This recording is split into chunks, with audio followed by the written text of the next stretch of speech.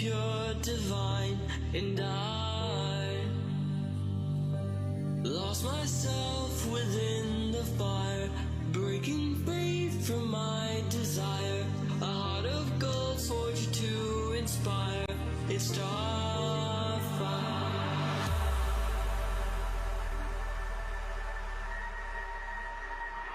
It's starfire.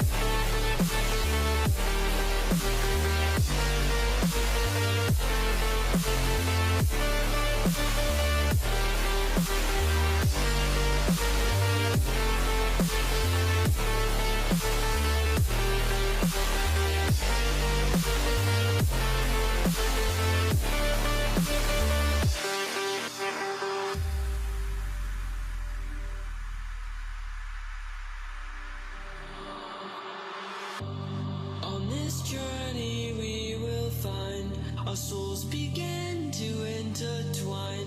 Your heart of gold, so pure, divine, and I lost myself within the fire, breaking free from my desire. A heart of gold, forged to inspire. It's starfire.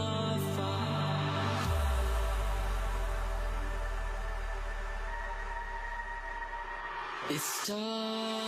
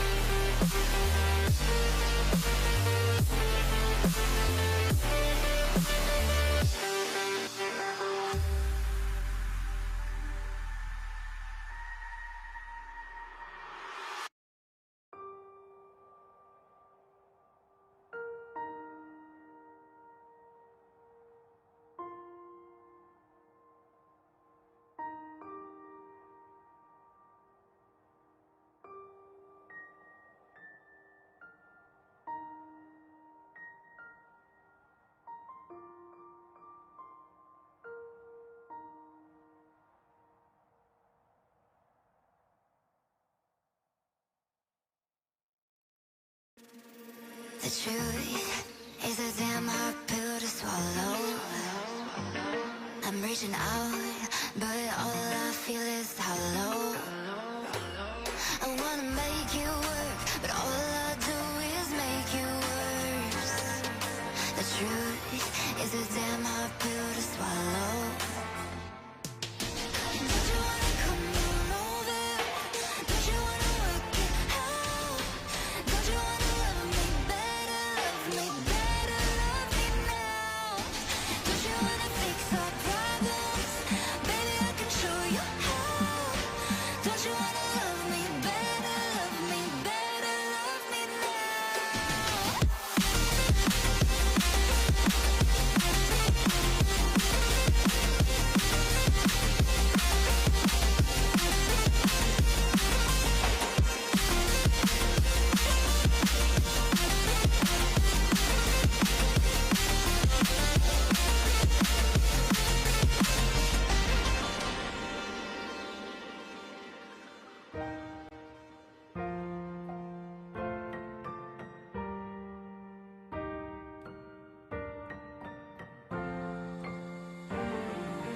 Don't you wanna come on over?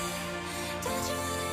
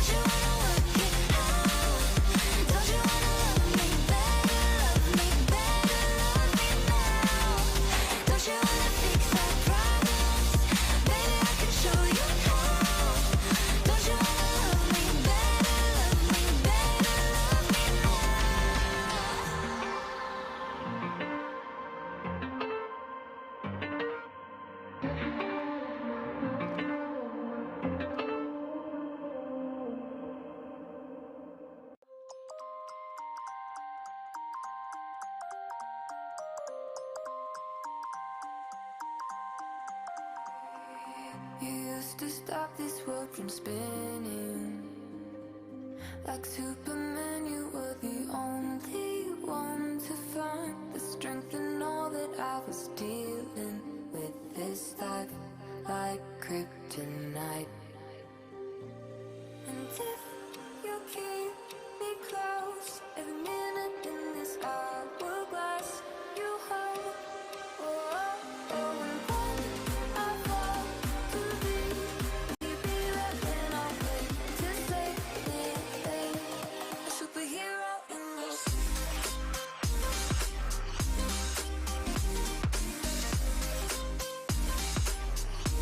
A superhero in your sleep.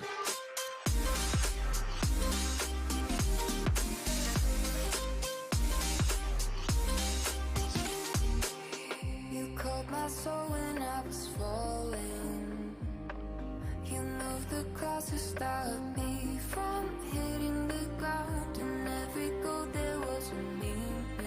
For this love ain't kryptonite.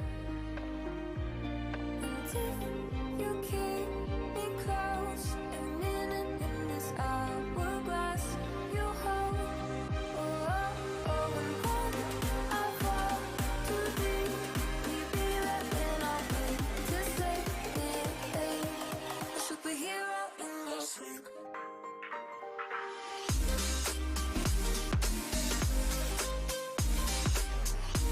A superhero in your sleep.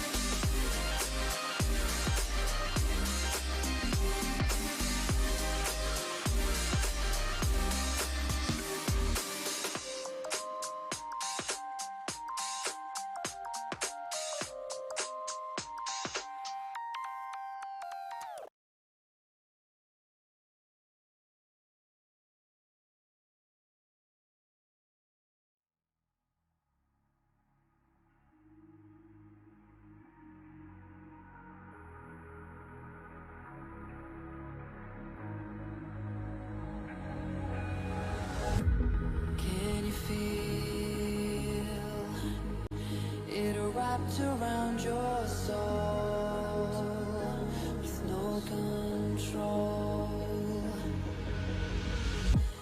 You can't breathe when you're drowning underwater. There's so much water. I'll run, I'll hide. Darkness always clouds my mind. And I look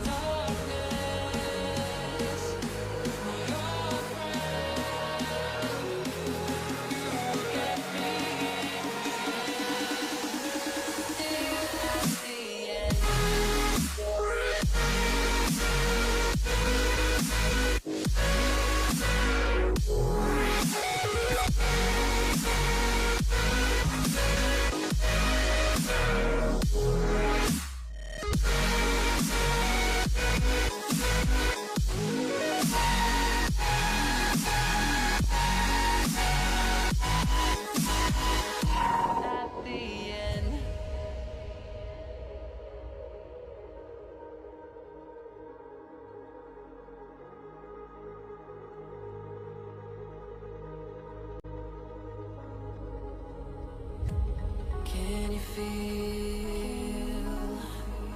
it wrapped around your soul with no control. You can't breathe when you're drowning underwater. There's so much water. I can't pretend that I have a strong defense. Darkness, you're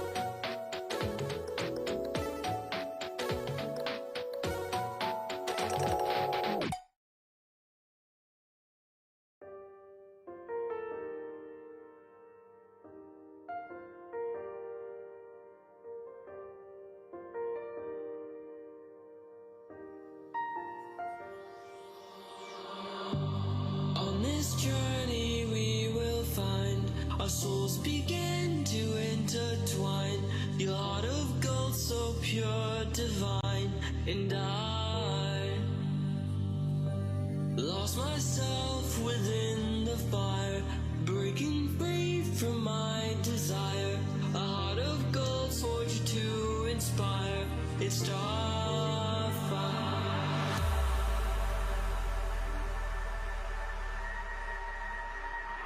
It's starfire.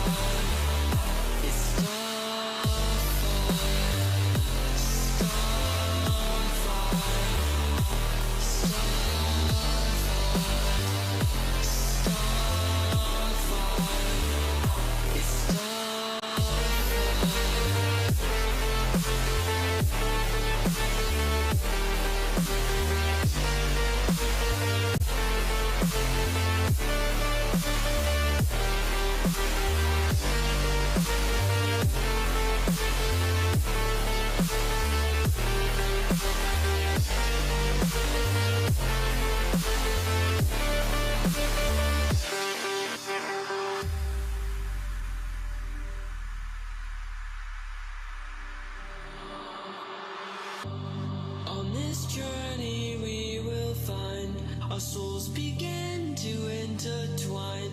Your heart of gold, so pure, divine, and I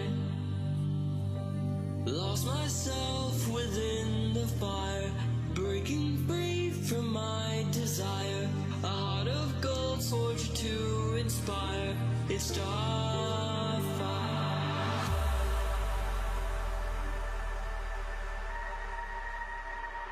It's starfire.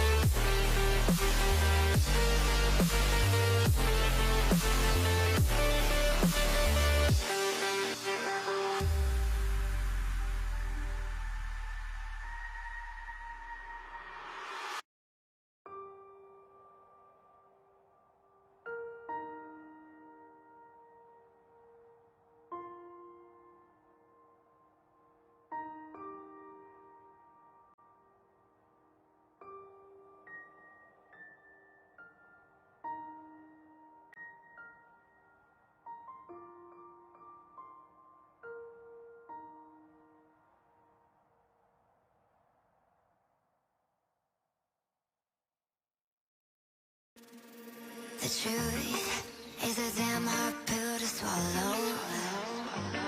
I'm reaching out, but all I feel is hollow. I wanna make you work, but all I do is make you worse. The truth is a damn hard pill to swallow. Don't you wanna come on over? Don't you wanna work it out? Don't you wanna love me better, love me better, love me now? Don't you wanna fix our problems? Baby, I can show you how. Don't you wanna love me better, love me better, love me now?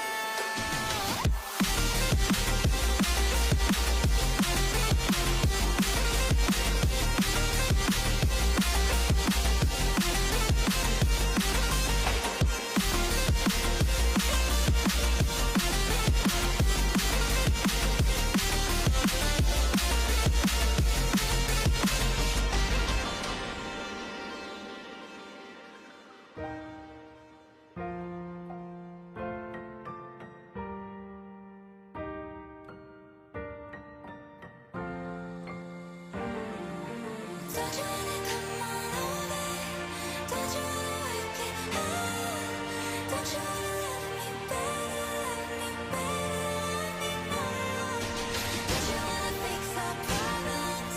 Baby, I can show you how. Don't you wanna love me better, love me better, love me now? Don't you wanna love me better, love me better, love me now?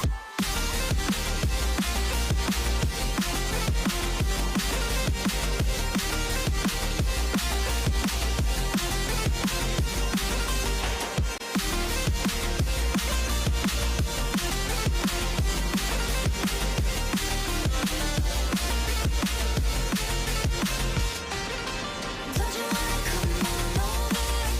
Don't you wanna work it out? Don't you wanna love me better, love me better, love me now?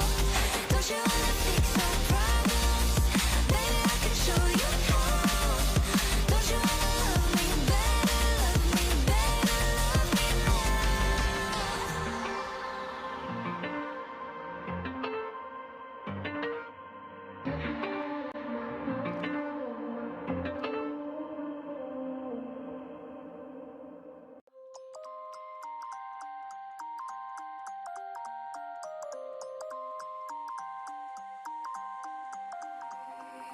You used to stop this world from spinning. Like Superman, you were the only one to find the strength in all that I was dealing with this life, like kryptonite. And if you keep me close, every minute in this hourglass, you hold. Oh, and when I fall to be there, then I'll wait to say, a superhero in this.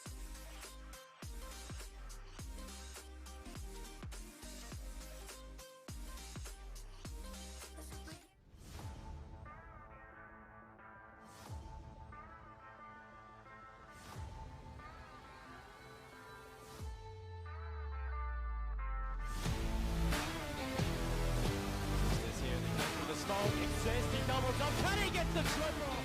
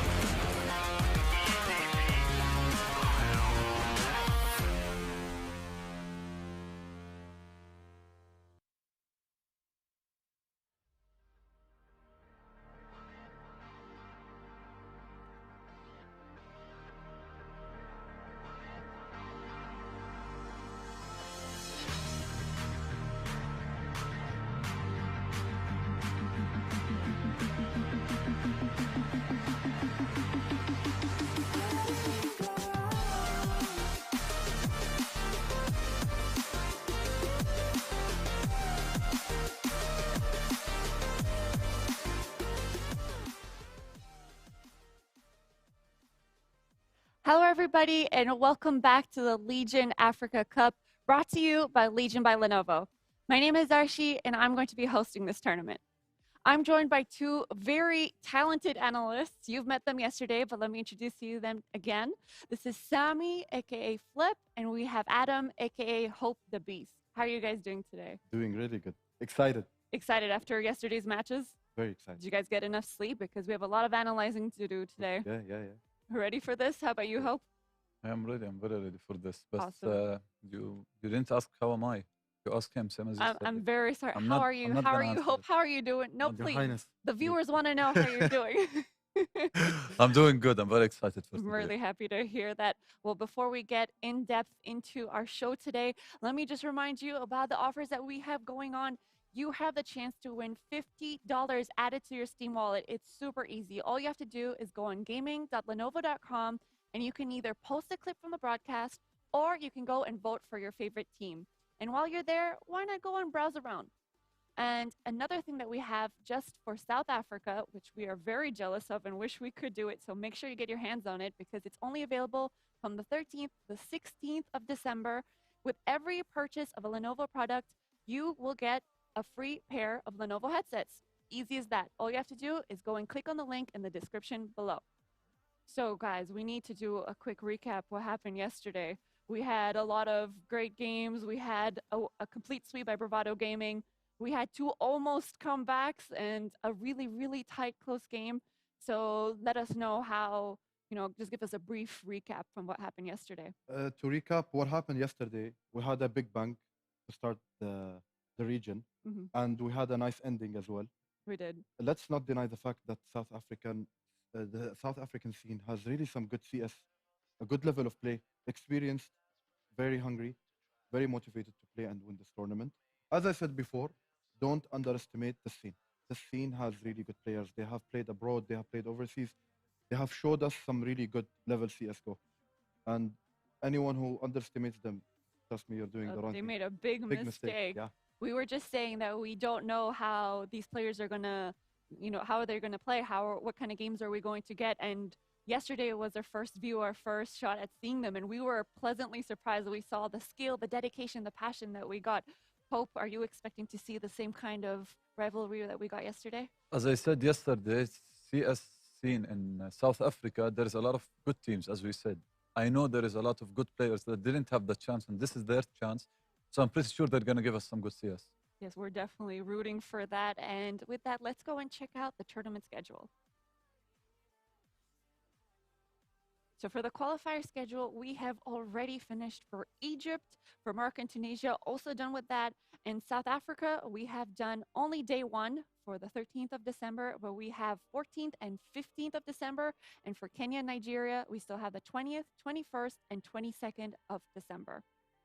And after that, we have, of course, the playoff schedule. It will be day one, day two, and day three. For Egypt, Morocco, and Tunisia, will be on the 27th, 28th, and 29th of December, while for South Africa, Kenya, and Nigeria will be on the 10th, 11th, and 12th of January, the new year. The final schedule, what we'll all be waiting for, will be the quarterfinals, semifinals, and the finals. For Egypt, Morocco, and Tunisia will be on the 4th, 5th, and 6th of January, while for South Africa, Kenya, and Nigeria will be on the 17th, 18th, and 19th of January. And the grand finals, the grand finale, where it's anybody's game, it will be placed on 20th of January.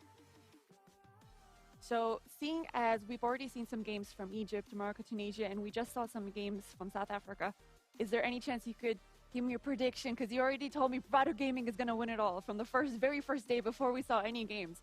So do you guys have any predictions for the grand finals? Which regions are going to be facing each other? We're gonna be South talking- Africa versus Egypt, sorry. Bro, we're gonna South talk about Africa. Nasser and Nasser and... Oh, already? I Already. honestly did not expect an answer, but please go in depth into that. please. Okay, so let's talk about Bravado Gaming. Yes. The experienced team, they have the tools to actually make it and win the final. Mhm. And let's talk about Nasser. Nasser has been in the scene competing in Europe. They have been playing against very good teams, tier 2 teams. We have seen really good players. You're talking about Boris. Boris, who has transferred from Nasser to Endgame, he's doing a really good job. He's a very talented young player. And now this year and the next year, we're gonna see rise of the new talents. As Adam said yesterday, talent beats experience. But we're gonna see a lot of mix of talent and experience. Definitely. It's gonna be a very good mix of challenges. Yeah, we're very excited to see that. And let's see what we're actually going to be competing for. Let's see the prize pool. So I never get tired of seeing these big numbers. I mean, just imagine just going into that dream of seeing what we can do with that much money. Pope, read me that first place cash money. How much is that first place? Once again, you're never going to see me here. Just Just read the my first answer. place prize. How much is that? $12,000. 12,000. You say it so like normally. Come on, $12,000. You gotta say it with You know, excitement. Hope Like, is oh my playing- God. Hope is playing for grand prizes and stuff. Yeah, Maybe yeah. he's a little bit cocky he's, now and he's used acting to it. like a very professional player, you know? Yeah. Well, we also have second place for $5,000, and we have third place for $3,000. A lot of money up for grabs, and we did discuss that a lot of the players are dedicated and they want to. It's not just about the prize money; it's about proving themselves, about representation. And something that I really want to stress about is the importance of representation. I mean, for now globally in the majors, we don't see too many people from South Africa. We don't see people from the Middle East. We see a lot from, North America, from Europe. How important would it be to see someone from our tournament being seen in the next majors? Really important. We have a lot of Arabian teams, a lot of South African teams, and the other regions as well, which are neighboring it. They have made history. They have reached these tournaments, but they didn't qualify, or maybe they didn't reach that far level in the semi-final or finals, or actually win the tournament. So this is an important thing. It's the most important thing is exposure. So basically, they have created legacy by actually participating in it and created history as an Arabian team or whatsoever region they have played for. But we need to see more exposure, more Definitely. competition, and more like they have to really compete more in such events like Lenovo. Exactly. And that's what we're here for. We're giving a platform to the people who Yes. haven't had got a chance to represent, to give them a voice, to show the world, listen, we're here, we're skilled, and we're ready to compete on a global level. So that's why this tournament is really important, and how we're super proud to be a part of it. It's not surprising to see such level of skill. Definitely. It's good skill. But we need to see them actually competing in really, like major, minor tournaments, which are like Lenovo, more in Europe. We want to see them expand. Exactly. This is just the first step for them. Yes. This is just the beginning of a bright future, a very long and promising journey in the future ahead. And with that, let's take a look at the region and the team names for today. Once again, we're going to be seeing some teams from South Africa. We've already been super impressed. As I said, Bravado Gaming, Mayo Addicts, and GP2 AIM were the ones who came out victorious yesterday. And there they are on the screen right now. We also have some new teams that we're going to actually see today and get to know them today. And we also have 2 more games tomorrow. So there's a lot to be looking forward to. Is there any names that you see that would stand out and you'd like to comment on? For the second day, I'm expecting to see Anarchy Gaming. They have provided a very tough match for Bravado in the past. So I'm expecting to see a really tough match for them if they face Bravado in the future. One of them will win, but I will root for Bravado as well. They're definitely both worthy of the win. And like you said, we have for day 2, day 1, we already finished with Mott Sports versus Bravado Gaming. Bravado Gaming coming out 1-0. And Gavaldic versus the Mayo Addicts, giving Mayo Addicts the win. And X Gaming versus GP2 AIM, and GP2 AIM came out victorious. Now for today, day 2 of our tournament qualifiers, we have 80,000 versus Tenacity. That's our first game of the day. Then we have Rage Quit versus Nibble Haze, and then maybe Valeria versus Anarchy Gaming. So, and the third day, of course, not to mention, Zero Hacks versus State Anarchy, and Great College Secondary versus the White Rabbit Gaming. I love the name, White Rabbit Gaming. It's a very catchy name. I do love it. So you're telling me that Anarchy Gaming is on the same level as Bravado Gaming? yes, Is that what you're telling yes. me? So eventually, if Anarchy Gaming comes out victorious against maybe Valeria, we're going to see the 2 best clashing against African each teams, other. yes. So that game is just going to be explosive. Yes. So okay, we're definitely going to look forward to that. So since we're on the topic of representation, of including people from all sorts of places where we don't usually see in the majors, what can CSGO as a game do to provide them a better platform, to provide them Would you like provide- to add on that, or should I say? No, you should answer that. do you need to have something to say? I No, think- because the second game is Rage Quit. Oh, I'm sorry. Those are the yeah. teams that you liked, right? Yes. So you're going to be rooting for Rage Unfortunately, Quit. yes, exactly. This is why I'm kind of sad now, because my favorite team basically disqualified. Not Yep. disqualified, they forfeited, sorry. Oh, they forfeited the game because they rage quit, or are you making a joke? Is that what's happening here? No, it actually happened. All right, so unfortunately, we do know that Rage Quit forfeited, which is quite ironic due to their names. I don't know what we should be sad about it or laugh about the irony in the name, but unfortunately, they did forfeit, and the win automatically goes to the opposing team. That's just unlucky for you, Hope. But hopefully, the next team that you root for, that won't be their same fate. Hopefully, hopefully. So going back to the same question that I had, what can CS:GO do to provide a better platform for our international players, such as in the Middle East and such for African players? To see this region have packed of very, very good players, we want to see more tournaments. We would like to see more platforms like Faceit, a hub designed for them to actually compete against each other, against their neighboring countries, to play against international players. To have that experience to play against international players will actually give you some knowledge of, each region has its own gameplay. You understand me? Each region have a certain style of level. I would like to see more tournaments in the future. I would like to see more. That would be great. exposure. Some more support Yes. for different countries which they may not necessarily have targeted and invited for tournaments. I think that would be really great for them. We just got news about the map, and it's a map that you've never seen before, especially not yesterday. It is the Inferno. Okay. Yes. And I believe it's your favorite map, isn't it, Hope? It is, but I was hoping to see maps like Nuke, Overpass, like team map. But I'll understand as a best of one, Inferno is the best map I think they can play. In Guaranteed, right? Guaranteed. It's a guaranteed map that you can play in a best of one because it can show the individual plays, it can show the teamwork. So I think that's why we're going to see a lot of Inferno in the best of ones. But do you think that the teams are playing it fairly safe? They don't want to take a risk. They don't want to show perhaps they want in the initial stages, they want to hide what they have until they get further into the tournament. Is That is that totally why they're normal. not picking the other maps? Totally or? normal, so they don't be expecting, for the tournaments ahead. The other team, opponent teams, will not be able to know what they have in store as of game plan and their playbook.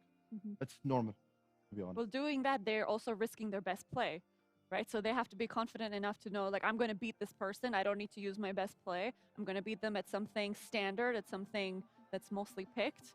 Do you think that's too cocky of them, or do you think that's the right strategy? That's the right strategy. It's not cocky at all. It's the right strategy to hide your best maps, to not play your best maps. So let's say we have 80,000.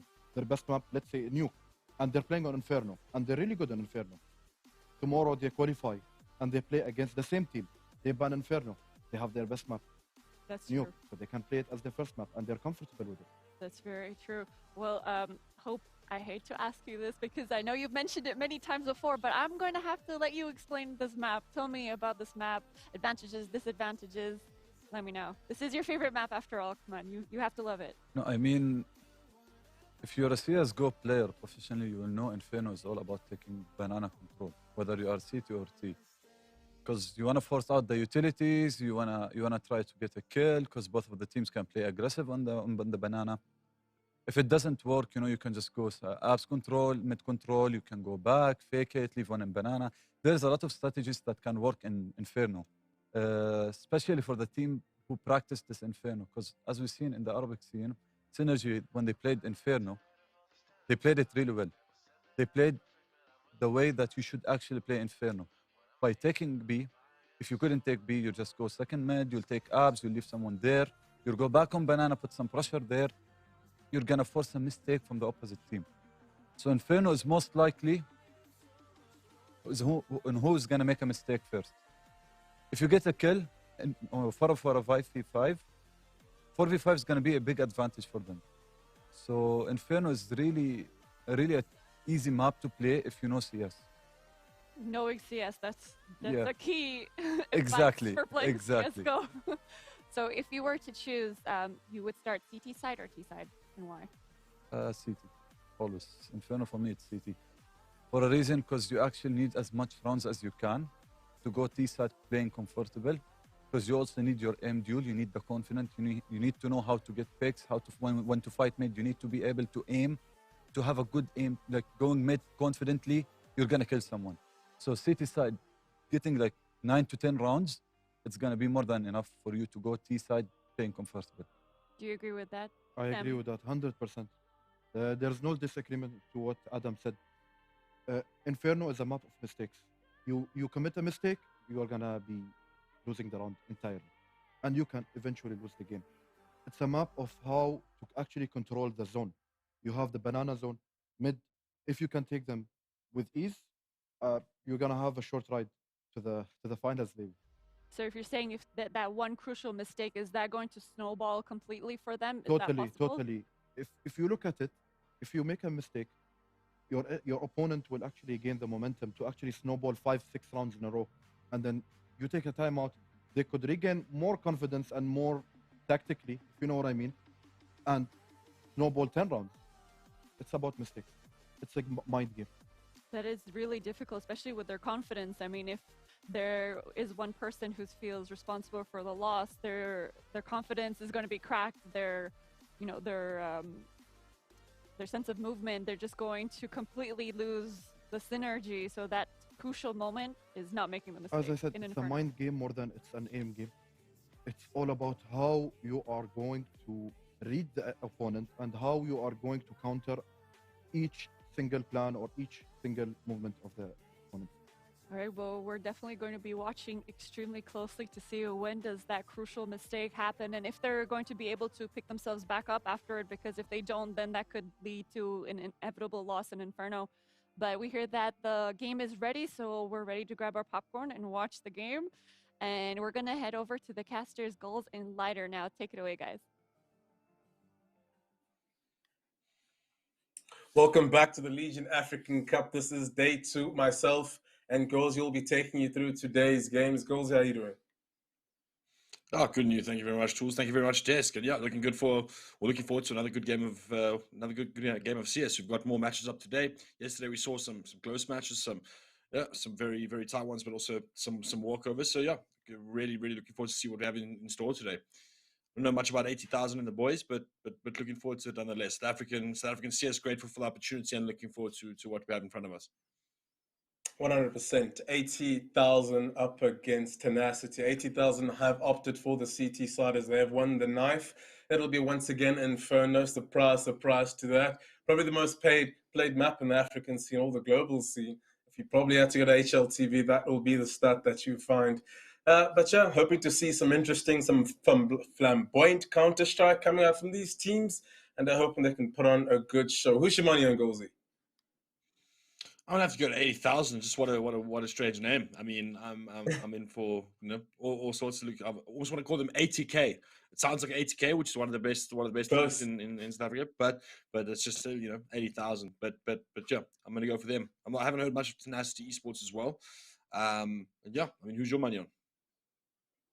I'm gonna have to go with Tenacity. The name's in it all. Hoping they can bring us some good Counter-Strike, some flashy Counter-Strike. 80,000. I did like the logo and I do like the concept behind it. It does sound similar to 80K, so you could draw something from that comparison. But no, that is definitely not going to be the case. And yeah, once again, Lenovo really blessing us with some tournaments, some good Counter-Strike, really collaborative tournament. Most of the countries in Africa were eligible to enter and play. So yeah, one of the first of many, I'll say, in what the Africa's actually received in Counter-Strike. So it's a pretty popular game in South Africa. We did hear the desk talk about it from time to time. And yeah, South Africa, we've been in the CS game for quite a long time. I think up until 2001, to be very honest, with Deathbane going overseas to Australia. That was one of the first players who actually got to travel. But since then, more and more South African teams have got to travel the globe, Ash. Yeah, we've had lots of teams. I mean, it started if you're talking global offensive, we had a lot of like 1.6s, and I think much happened during the Source era, but we certainly started in 2014. It was with the Energy Esports roster. They went over shortly after that. It was Bravado Gaming that went to the first major, DreamHack Winter, I believe it was. They competed back then, and you're still seeing, only recently the captain of that squad has just stepped down from them, handing it over to new blood and stuff. So huge opportunities from then. I mean, then a lot of WeSig appearances, WSG in China. And yeah, we've been very fortunate enough to have a lot of opportunities. But yeah, I mean, enough about that. We've got this opportunity right in front of us, and we're going to be jumping into the game now. 80,000 versus Tenacity. Take it away, Tools. Yeah. Want to kick off with the pistol round. Ready a Molotov and a flash being bought by Bane. It's Bane, Nexus, Magwabble, Prince, and Gorilla. That's actually one of the characters in Counter-Strike is Gorilla. So I'd like to see the name Puppy, Robs, Polarized, Pegasus, and Kiwi on the T side for Tenacity. They're playing no game, straight up towards middle, straight up into the A side. They have a setup, but will it hold? Will stand this pressure coming out from Tenacity? Already one player taken down in pit and side clean, as you would like, and the Sheriff is out and about in the form of Pegasus. Man, what a robust pistol round goes. That was very well thought out. You can see that's a strat that they've ghosted a few times, definitely putting in quite a bit of practice there. It was smooth and filled Bane on the rotate, able to get one for his troubles, but still, I mean, it's a 4 versus 2 scenario. You can see some counter retake util being thrown, but Smoke pretty much resists that retake instantly, and now the T's can just toy with their food. We've got Rubes here in the Scrubs in the ditch area. Tenacity with a pistol. Very fast-paced round. Perhaps setting the tone or the pace here for the T half is Tenacity. 100%. Pretty aggressive pistol round. I felt 80,000. You need information on the CT side. You need to jump across the middle, jump across apps, just to get those early eyes in which direction the T's are going. So that little bit of due diligence has costed them, but it's just a pistol round. There's plenty of more rounds to play for. They're going to go for full eco, just so they can purchase up better weaponry in the next round. So you should expect Tenacity to pick up this next round and just compound in that pistol. Oh, this dangerous stuff here. They're coming up middle. Nexus huge in a position. They dinks one, but not much more than that. Quite a bit of damage done to the T's. 3 versus 3 scenario here now. And it's a bit of a mess. There's 2 CTs on that rotate, but the last player is playing towards the Zap area. Eventually gets picked off. At least Tenacity again in that 3 versus 2 situation. Finally, one little trade gets made there towards that middle area. 1 versus 2. AK picked up on Bane. Something tells me danger here for Tenacity. They do throw that molly that cut him off. Going to definitely delay some sort of timer. He's going to go through apps. I like this decision. It was going to leave him with no time though, so decides to adjust. Just looking for any sort of entry. Surely he gets hurt now. Quiz will be able to give that crossfire. Beautiful little dink there from a distance. Perhaps time for Bane to just get out of this and save this AK-47. Bring it into the next round. He gets the first frag. He's going to make sure he deals with the final player as well. Wants to take off his head. Nothing's for free, but no, the MAC-10 gets the kill and Tenacity 2 for 0 there. A lot of economical damage done on just bare pistols, so they'll be happy about that round. The bar should be coming in. Not too sure if they will have the advantage in terms of that. Full purchase up in both teams. Everybody has what they want, all the bells and whistles, so looking for a good gun round. Looking to see the blueprint Tenacity ops for. Banana is the name of the game on a map like Inferno. That control is coming. Utility being tossed back and forth. A huge grenade coming out. Nexus already pushing second, but picks up free kill there. That gives them the advantage. It is 4 for 4. Yep, they're heading towards this B side. Bane is the last person tasked to defend. They're going to actually wrap around him through CT smoke. This is a bit of a thorn. This is going to be a 2-pronged approach towards him, so he's going to have to bob and weave and land some good clean shots. First pick, there we go, nice and easy for him. He's going to bob in, get some more space that enables the rotation to come in a bit faster. Not fishing him out just yet, exercising a bit of patience, and yeah, that's what you get. You got to really fish him out and put your heels into that B side if you roll in Tenacity. Kiwi was the player to wrap around second, and he gets taken out by Prince. Yeah, that's the bounce back goals. Yeah, that was a strong hold. Beautiful patience there coming out of Bane. Seen him in clutch situations already and seems to have quite a bit of knowledge about the game. They're just waiting for his teammates' rotations to come through.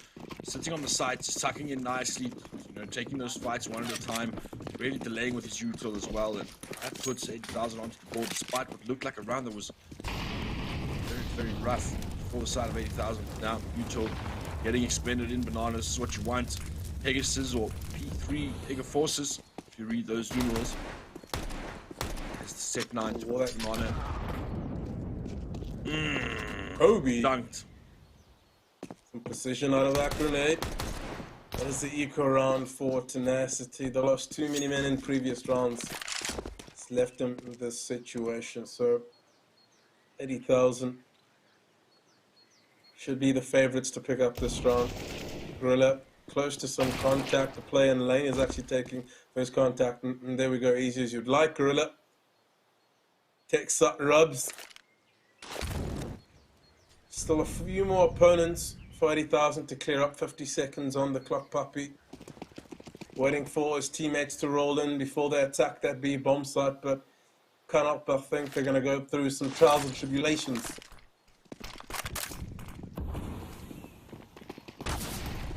Yeah, to be a clean round. For 80,000, in fact, no, the plot thickens. The bomb should be going down, and that's an extra bonus. No, it is, it's a bonus. I pick up some money to buy bits and bobs in terms of utility for the next round, so that is going to be 2 all.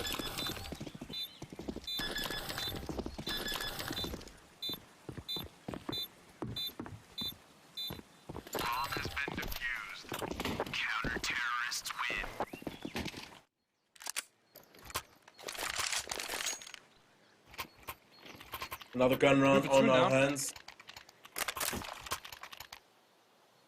Yeah. So you'd. Oh, did we have an AW? We do have an AWP up. It is on Prince. Should see if they get a bit aggressive with that AWP, and I should see one come out early on. Those are the best said earlier that we wanted to see. Oh, yesterday, excuse me, that we wanted to see more of the big green gun. Got some more here.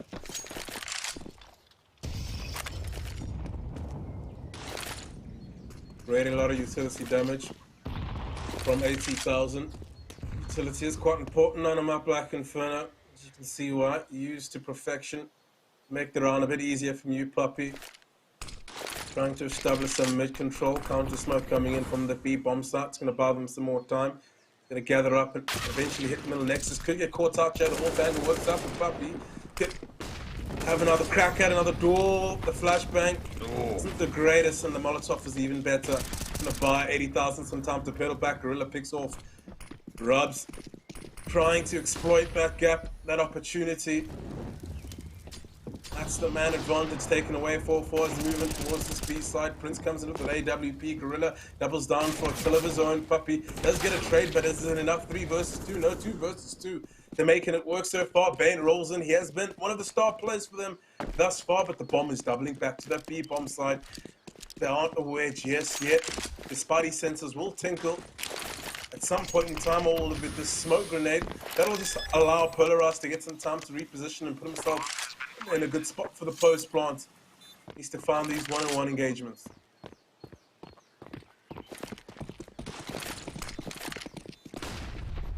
Oh wow, caution has been thrown to the wind. They're going to roll straight into that B bomb site. Polarized hitting my family. That's the first one-on-one he finds. He twists and turns. He's going to use the map architecture to his advantage.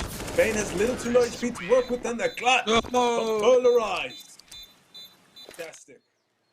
Fantastic. That puts them in the lead. Should be some confidence for the young lad. Absolutely, confidence for the young lad, confidence for the team as well. A lot of confidence in the economy game too. Like they've literally put now the side of 80,000 back into the save and fund their breathe. Side relief. We do see some weakened weaponry coming through out on the secret side. But yeah, Polarized there with a beautiful round. Clutch for tenacity. They're going to continue with the aggression up middle. Prince and Nexus tasked to handle the pressure from tenacity as they move back and forth, bobbing and weaving. They found that an advantageous angle. Nexus doesn't have the best weapon for the job, but Nexus is there for that support. He gets 2 kills for his efforts. Doesn't want to linger around too much. Those bullet traces, he has it for A1. Polarized. Oh man, he's faced with the tough task ahead of him. Prince has readjusted that MP9. That's a bit of damage. He's going to go finish off what he starts. The grenade is perfect. And the kill to follow up. The Nexus showed any time now. And that's from the 3rd round for 80,000. This is quite back and forth, a competitive matchup, folks. Absolutely, this is back and forth as close as it gets. This is what we want to see. 2 evenly skilled teams busy slugging it out and giving us some good Counter-Strike to watch. My goodness. Coming down. much truth why there, but Tenacity here are forced onto that eco tools. Haven't got much in the bank. You see quite a few players heading towards that apps area of the map. Gonna probably pop into that A side, something a bit different, but it all depends. Its impact. Oh, those two players boosting here. They should be able to hear this apps rush, that's for sure. Now it's about holding it down. There's no flash. It's just a dry peak. First player goes down. It's going to be absolutely messy. They don't deal with the pits. Beautiful crossfires. Just bait and switch all you like. Now, last player will go down. Next is having huge impact in that round, the game in general, but it is 80,000 that put another one on the board. Take the lead 4-3 now. Yeah, Tenacity just lacking a bit of that structural useful usage. In those type of rounds, you want to just invest in one flash and a smoke for motor, a flash for the players to roll out bulk, and it just makes it a bit easier and potentially to get them the bomb down. Yeah, that's going to be the advantage for 80,000. A double eco, in fact, come out of Tenacity. Yeah, they don't really get the bomb down. That's what generally happens. Gorilla going to finish off this round sooner or later. Wants to get it over and done with. Doesn't see much of a threat from the eco round.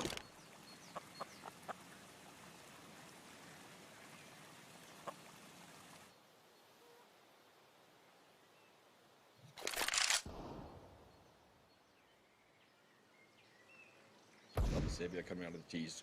Just going to try and burst their way up until this middle area. Haven't got much neutral to work with, so it's going to be a dry pop. First little steps, nicely hold of the spray. He's going to peek again, cheeky with that check 9, and so far doing tons of damage. Eventually able to trade him out, but it's a little too late. 4 players already hitting the deck. Only the man himself. Horus with the Beagle. A dream. Not able to work with one little shot. Oh, that little from the money. He's not able to connect and shoot. You'll see what tails will seem to be. Oh, there we go. 80,000 win the round. Extending the round lead to 2 now, Tools. Quite solid on their CT side here. 9 rounds have ticked over. Finally, Tenacity have money in the bank to purchase up all the guns and all the utility. An AWP on Q and Quiz. I call him Quiz. Alright, Quiz. let's see where he takes the big green gun. He needs to find some opening kills here for the lads. Once again, that banana control, there's not much support aiding the player moving up. He's so susceptible to util damage. There we go, Pegasus is taking 50, but I think they will retain banana control. Spain and Mogul, yeah, they have to retreat back to the B bomb site. For me, if you're going to expend that much util, you want to really secure and take those fights and make sure you've taken full advantage of what you've put down. Just gives them a lot more room and space to work with Tenacity around the map. They haven't taken brackets control just yet, just bananas established. I think once brackets has been there, it'll just force the defense to a more neutral stance for Tenacity to move on the latter end of the round. CT smoke comes in, but it's not going to be a splash. Great comes out. AWP shot through the smoke. Nexus does have support towards the side in the form of Bane. He'll be making the call there. Nothing's there just yet. Prince has rotated towards A with that AWP. There's one player, Gorilla, sitting inside Prince. There's a gap in that smoke, but he's going to have to rotate back around to bolster up the defense. Just to make sure they can't come through the front access towards shorter rotation. Is coming in, the util is being displaced, but no advantageous movements just yet. It's Poppy and Co. Bobbing and weaving, the flap just come apart, allows them to move in, a bit of that cover, but fights have been won, all 3 fights. Oh! By the attacking team, Bane forced to save and run for the hills. Clean and easy from Tenacity. Beautiful player there. Love the execute. I love the patience coming out of all the players from that N1 area. Tools as they are breaching, they don't rush it. They literally molly off second. They literally close off the arch there with the smoke. They all group up towards that N1 area, and ultimately there was a final player there threw the flash towards that skybox where all the players on the CT side were waiting for them, and they all pick 3 duels, all win them, and they make that round look quick and easy. And as you mentioned, Senbane running for the hills, cowering and holding that M4. You see quite a bit of bank being built up here for the T side with 4 players remaining, and you see one more buy in a chair for 80,000. The score is close, the economy is close, this game is close, Tools. Yeah, as we can see, most of this Counter-Strike being played is all reactionary CS, towards Banana, towards A. See the erratic rotations on the minimap. He's just trying to make the read and adjust accordingly. Tenacity will do well to win back-to-back rounds to break the bank of 80,000. It is a CT-sided map, so far so good for them. Hypothetically, you could say they're in the lead. Yeah. Oh, there's no chill. There's no chill towards this B side. They just busted it wide open.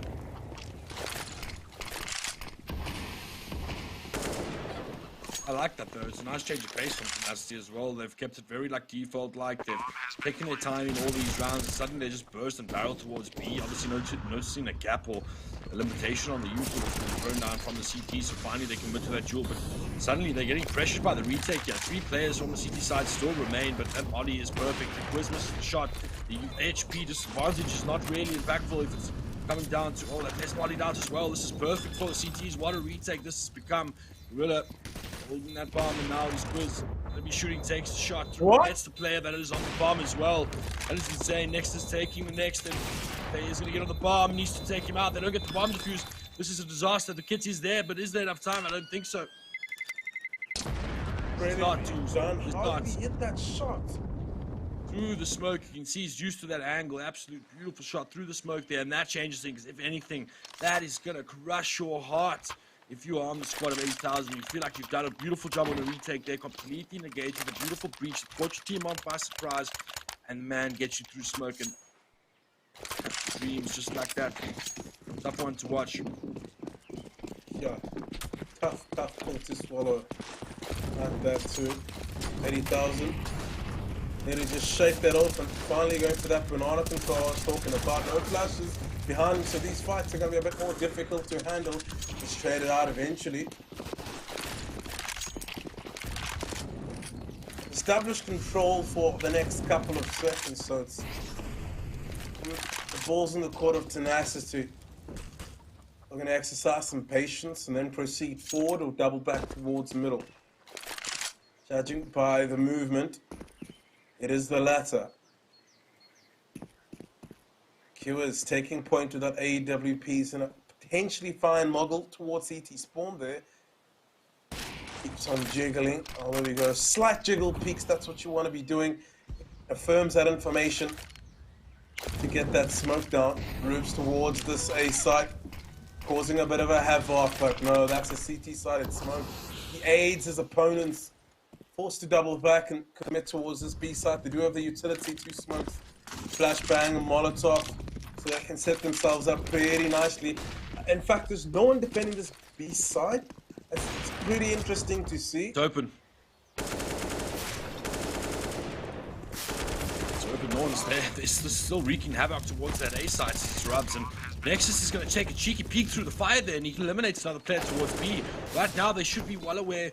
And it's just the final 2 plays out. 2 versus 2 now, but it is that long rotation that they will have to wait for. 80,000. Puppy and Polarishia just tucking into the site, making things difficult. Keeping position. Oh, the first 2 gets had, and they're going to try and trade it quickly. Beautiful peek from Puffy. Gets confident, peeks both as well. It's enough to be done here. Gobble. Running for the heels and saving, and that is another round on the board. Tenacity take the lead once again. Had it at the start of the game, and since then 80,000 have built that comeback, but it is Tenacity putting 6 on the board now, and as T-side tools, you've got to be happy with the 6 rounds. I mean, I'd be smiling. Maybe get a few more. Yeah. 100%. Like, they get to the 8-round mark. Although it's more favorable compared to other maps on the T side, CT side. You can get away with the 7-6 rounds, picking up 9 rounds on the CT side. That's okay. Even losing the half 9 or 8-7. But anything under 5 rounds on the CT side, you're gonna run into a bad time. So 80,000 need to pick up their socks and stop putting some rounds on the board. There's an AK saved up on Mogul. He could be the difference maker for 80,000. This puggy approach, this aggression coming out of Tenacity on this B site is quite unsettling for 80,000. They've been struggling to deal with it for the last couple of rounds. Yeah, absolutely, and they just play this like lurk roll towards that A bomb site that kind of picks off any sort of rotations, right? Any sort of leaks of information. But you see now he gets overwhelmed, his head gets taken off. They should be able to spot it out, and they know that this B hit is coming. It's all up to McGobble here. That's a beautifully placed nade. That's going to do so much work. It was half the HP gone from Pegasus there. Now they're not sure about this B side hit. Are they catching them off by surprise? A little bit of damage done. Trades are going well for the CT side, despite the weak weaponry now. But it is Bane that jumps in with the. No, sorry. Was that jumps in with that AWP and manages to get the kill. 2 versus 2 scenario again. 80,000 have made this a lot closer than they needed to be, given the map advantage or map positioning advantage that T's had, and finally Polaris puts the man advantage their way, and it's all up to Prince. That AK-47 knows the players towards Piranha, knows the players close here towards Pride. Does quite a bit of damage onto one, but now is getting pressure to push out and just escape from his life. And Tenacity are playing this perfectly.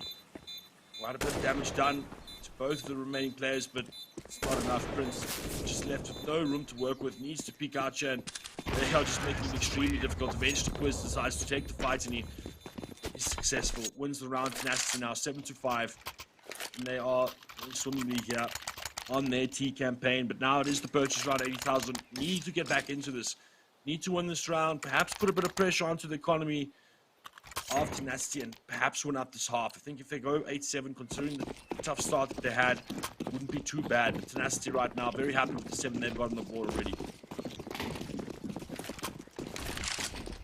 Yeah, 80,000. Need to switch it up. Need to find the advantage and play with it. Bit of banana control established, but yeah, they forfeited and head back and set up towards that B side. That hasn't been working, to be honest, so I would have rather preferred the aggression coming out of them.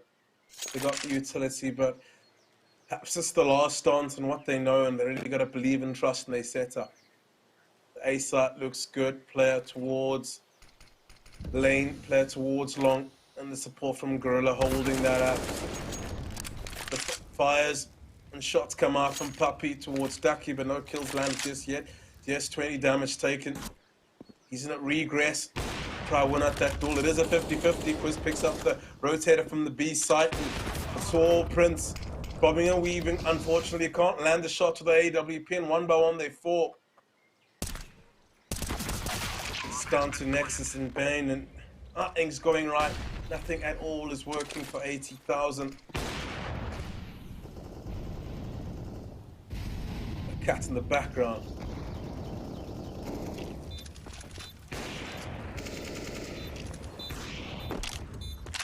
Yeah, Bane. At least he'll have to save his rifle for the next round. It's not too bad.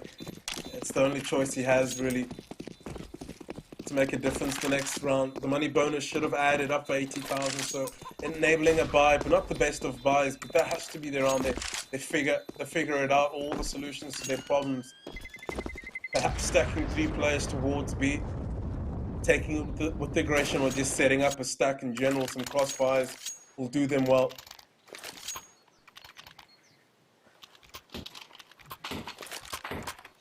Absolutely.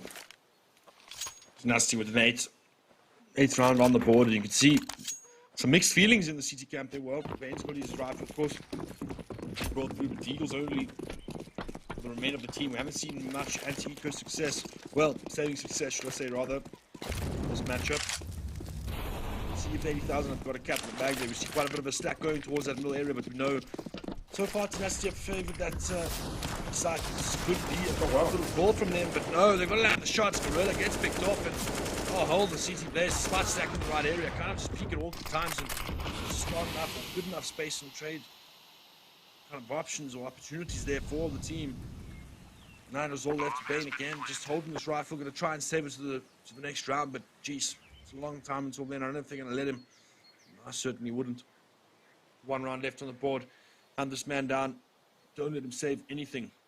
And put that 10th on the board for your team. Already moving into the CT side with 10 double digits. You'd be happy with that. I certainly would. Yeah, tenacity really spreading their attack quite thin. 2 players putting aggression towards Banana, that burst up middle, confusing that defense. They didn't really know which way to rotate. In fact, his teammate got caught Nexus on the rotation towards the A side, which has happened twice already.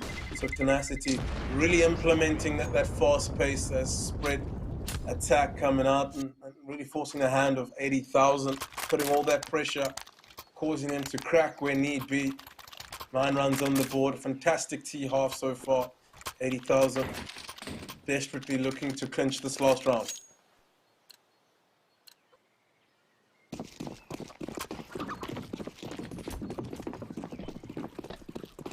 Yeah, absolutely. Bush. Ooh. Rifles here, and they've got that AWP in their hands as well. But Tenacity going to resort to this default they've been running, and a crazy team kill there. Just unfortunate timing. It's not the start that you wanted for 80k. If you wanted to. Oh, look at Pegasus. He's already barreling into his B-bomb side. He takes no well. That's an op shot of note there. Silences that. Another frag goes away of Nexus, and perhaps finally this like multi-pronged attack from Tenacity just not working out, not getting those first picks. Now they're at a slight disadvantage now, but they do have a slight opportunity here to move towards this A bomb side. You can see there's a little bit of an over rotation now. They're splitting the bomb side even to a piece. Definitely works. Favor of Tenacity, but they need to make a decision. They need to do it together. Right now, Gorilla holding this N1 perhaps position all by himself there, but he's got a strong presence towards the middle, so he should be quite confident. But oh, it's a dirty little pre-fire there, and this A bomb side is all theirs for all the taking. And Tenacity are looking to put 10 on the board, completely just swoop in on that A bomb sides and just leave those B players coming very, very late. Bomb's already down. And now they just need to hold, they just need to play tight, and you've seen them in these post-plant positions. They've been pretty clinical, been pretty stock standard in the way that they approach them, and they've closed out these rounds tools. So it looks like we're going to be having a 10-5 after, unless there's a miracle coming out of 80,000. Prince and old Bane on that LBP's had some beautiful shots. Unfortunately, their teammate this round, but still nice body towards the side to this Polaris and able to get any boys troubles. Both T's are low. This is definitely doable. Another frag goes their way. Bane is looking for that bomb desperately. Finally going to find it. He's on the bomb. He's going to get it. 80,000 with the clutch. Tenacity are not going to take this final round, and it is the danger man, I would say, in Bane. No, Nexus is the danger man, but Bane close second there, closing it out, and that's going to be a nice way to end the half. And they're just going to open up with the pistol. I think they'll be happy with where they are in this game, looking how it started, tools. And 9-6 now. As Tenacity begin their CT campaign.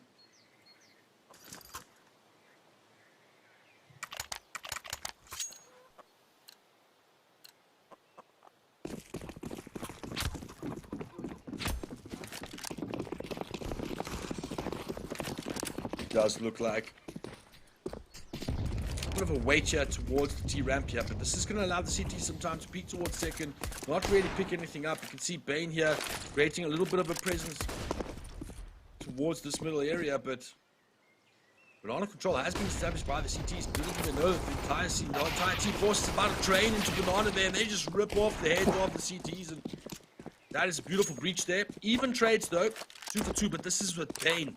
With this late flank now, if he just walks, doesn't get spotted, he's in a beautiful position. See, he's holding the rotations. I think he's perhaps. Oh, he runs. Oh no! This is a disaster, Toolsy. He gets spotted. He makes disaster. He just needs to stay alive.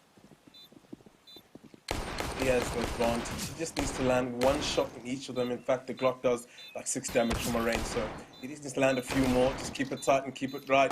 There we go, first player picked off. He can keep dancing as long as he wants. Let the player expose himself a bit more, even more time to reload, and that's the clutch. Team 80,000. It is Nexus. It is the man of the hour. Top fragger on the scoreboard, and does well to clutch it out for his team. Brings them back in contention. Yeah, certainly an MVP-worthy performance here. Nexus is doing huge work. 80,000, climbing that mountain. So slowly climbing it still. Tenacity forced to just purchase an nade. You can see they're going to try and chuck all 3, 4, 5 grenades down banana, but nobody's home. I'm sure they've heard a lot of that artillery. Oh, they're letting them double back. Prince should have heard all 4 grenades, but I guess at the end of the day they can still play this slow. It's a default. It should be methodical. Securing a quartet, but a lucky Deeg shot but it has allowed Tenacity to readjust and spread thin their defense like a default as it should be. Decent neutral usage towards the B side just to bait out any smoke that they would have had. Free kill. This is the eco round, so you expect 80,000 to pick this up with ease. Mogul dink down to 11 HP. No harm, no foul. Bit of a scuffle going on towards middle. Kiwi has found himself in no man's land. Perhaps a free kill. There we go. That's the AK. They can run for the hills and save that powerful rifle. Bang takes the AK out. I don't think they'll be able to recover that. So that should be the 8th run on the board to 80,000. Yeah, put it in between. Well, within one. It's 8 to 9 now, and this is the round that's going to matter, though. Do we see the CTs purchase up? Papi is spending. The rest of the team, it looks like they're going to be saving, though. Oh no, they're also doing a light SMG bias. It's very, very risque play for Tenacity. It's borderline free round.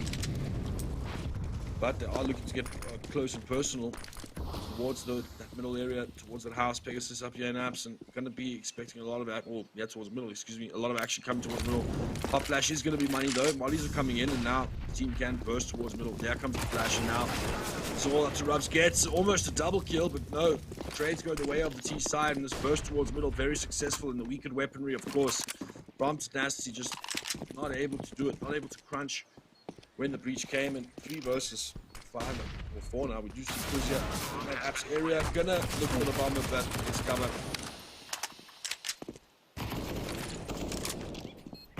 Yeah, Puppy, last man remaining. Not much he can do from here. Try get an exit shell there. Didn't really purchase up armor, so we're gonna be a bit squishy at the 9th round. They've evened it out. Finally, the meat and potatoes of Counter-Strike, the gun round. Both teams purchasing up all utility and weaponry. I'd like to see an AWP. There we go. Quiz has picked that up. Let's see if he's able to find some opening kills. He's got a really good spawn to take a shot down the middle. Should know 80,000 would be trying to squeeze away at the economy.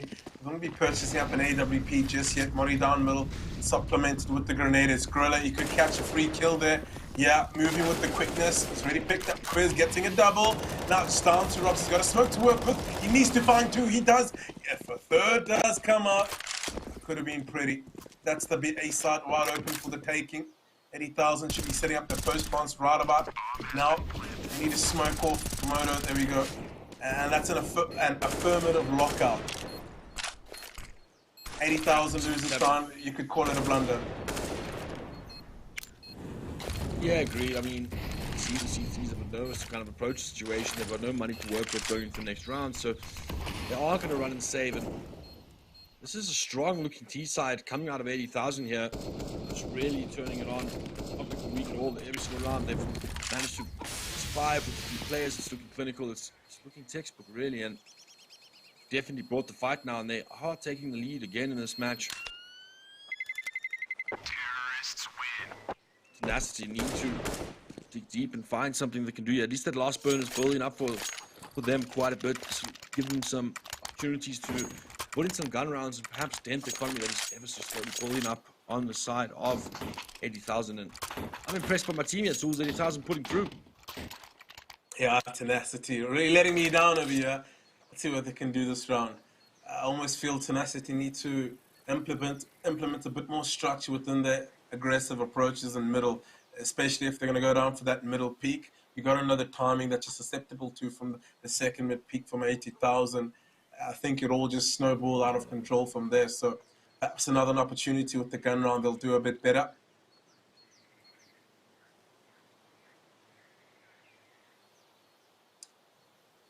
Confirmation has come in. Just a bit of a tech pause. What's a tournament without a tech pause? It allows your teammates to have a bit of a breather, relax, talk about what's going wrong and how to lay down some plasters to solve the problem if need be. Yeah, put some band-aids on, speak some sense into your team. talk about that B setup, talk about that A setup, talk about what we're doing right, what we're doing wrong. Hopefully it's not too much of an extreme technical issue, but close game here. It was really excited that we got to see another close match and two teams of equal caliber here battling it out on Inferno. Seems to be map of choice here for the South African teams. Just a quick huge shout out to Lenovo Legion Africa Cup. Beautiful initiative here, giving all sorts of countries, all sorts of areas, regions, a little bit of something to play for here and determine the best teams in Africa. But it looks like the issue has been swiftly resolved, which we love to see, and we'll be jumping back into it now. 10-9 again for the side of 80,000 on the T side against Tenacity. 9 of them. Do see two rifles coming in from the CTs here, tools. Yeah, let's see if they can make it work. Not real an investment around it to balance up the economy. I do think if they do lose this round, they'll be able to buy in the next round. So the player's sitting with 4,000 and 3,000. Just a bit of pistol, good spam.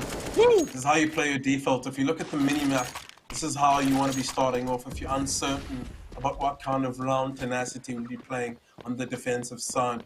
Really looking good on the T side blueprint, 80,000. Setting up with some light utils to bait out any reactions coming in. Team's really impressing me here, Golsey.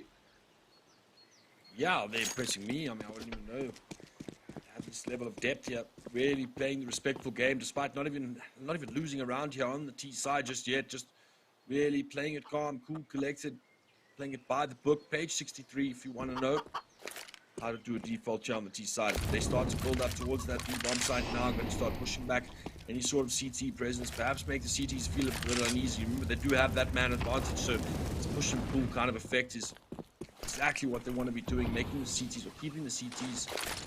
Oh, this might be a big nade. Beautiful bounce. Does a little bit of damage. Would have liked a bit more, but this is all a fake. Doesn't matter. This is going to come down to Pegasus here. He's going to have to hold. Oh, and Rubs is going to get a free kill. He does get one. They should be able to be on the hunt pretty quickly. Pegasus does peek and picks the late lurkers that are moving in towards that side. They've got the bomb down, and they've got the numbers advantage. A huge round here for the side of Tenacity. This is exactly what they needed. But trades come in, but it is Rubs, that man, that ninja in the apps, that late peeks towards middle, follows up two swift kills there in that N1 area and pulls it back. What a round for them to win, and I spoke about the pressure being put on the T-side economy and pretty unevenly spread, but after this round, they're not going to have much more in the bank. It gives a huge opportunity for Tenacity to do the same. They've picked up quite a few rifles for their troubles, had a lot of key players survive that round, and at 10-10, they're certainly going to be happy with their position right now. Yeah, they got spooked by that B smoke, 80,000, and opted to head towards A, where they had zero control. The default looked good in the beginning, but you got to complete the default first to be successful. And you know, they got caught tripping over their laces, picked off here and there by those deagles and apps, and it all fell apart from there. This round seems to be starting on a good footing. 80,000 Rubs already on 5 HP. Sticking around this apps area. Really trying to make it its home. Can't pedal back just yet. Good Molotov, but good counter smoke to disregard that Molotov. So they're going to need to reapply pressure towards the middle 80,000 if they want to capture that land. Heading towards this B bomb site. Prince blowing some smokes. Yeah, this is what baits out the utility from Tenacity. Good reaction coming out of them. In fact, that CT smoke looks a bit weird. That's bit of a fluff there. Man advantage on the side of 80,000. Right, there was a bit of a fumble there, and unless we got the trades come back and forth in the middle. So far, even Stevens, they're going to be moving into a clean A site. It's Jez Quiz. He's got that AWP. He needs to land some shots and apply pressure. First job is done. He's on low HP, so he can't really overextend as much as he would like. Bang and Prince to hold down on this retake. A lot of pressure from Puppy. Wins out on the headshot that A1. That buff is working out. Prince knows where one of his opponents are. Needs to win out this fight. The AK is a better rifle for those duels. It's not planted. Prince, though, has the advantage. He's in low HP, so switching out guns like that gives out some information, but doesn't really expect it. The flick is good. The flick is good on the drive-by from Prince. 11 rounds. It was. Not switching out to that AK though on like 5 HP from Puppy isn't the wisest choice, I'd say. Kind of needs to land a headshot if that's the case. Where with an AWP, you keep faking out that bomb, the player has to come search for information. BAM! You get that ult shot. All the glory that Excess. Oh wow. The glory in middle is coming on the side of Tenacity. They're pushed right down. No nonsense is being played by them. Nice and aggressive. Nexus does get the trade. Polarize and Banana, as so does Prince. Gives them the man advantage. Puppy, I guess he's gambling that they could double back to the B side. There's no information just yet, but 80,000 quite confident the site is cleared. The bomb momentarily does go down. And I don't know what decision Puppy needs to make right now. Does he want to even it out, or does he want to save the rifle due to them not having money to fight another day at least? Oh wow. The re-aggression is senseless, but it leaves Prince in a 1 versus 1. Oh, and he misses that shot, and this is where it could all fall apart for 80,000. But Prince is quick. Prince is quick with that AVP. Yeah, that was an impressive little shot there that he managed to put on, but that puts the CTs in such tough positions. Nasty are letting this game slip ever so slowly. 8,000 playing absolutely insane CS here, really doing my prediction justice. I like this move here from CT side here, giving themselves a chance to get in the game, just purchasing a couple of deagles and a couple of nades. You can probably see a number of those going down middle. Hopefully they can get a little something for their problems. Quite a few down middle, but not deep enough tools, not brave enough, solid enough nades to catch into that corner. Else it would have been money, but right now, nothing landed from the CTs. Now they all got their deagles in a tree.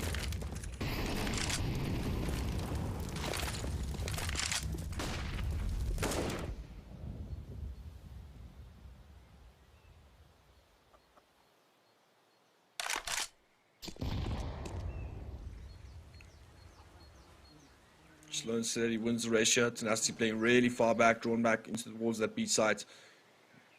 T's aren't having any of it yet, just keeping the guns out. Slowly looking for any sort of peaks that they can find, any sort of challenges, duels. CT's are willing to give them, but so far so good. We saw a little peek out. Beautiful little bait and switch set up there outside from CT's, but it's not enough. Early picks again, go the way of 80,000, and they are looking to sail into the sunset here with their first up, 12 rounds, soon to be 13. Beautiful play from Nexus here, almost bringing up his dirty 30. 26 frags now for the man himself, who is all in a 1v4 situation here. Gonna be tough to even just save this weapon. I'm sure you'll get that done though.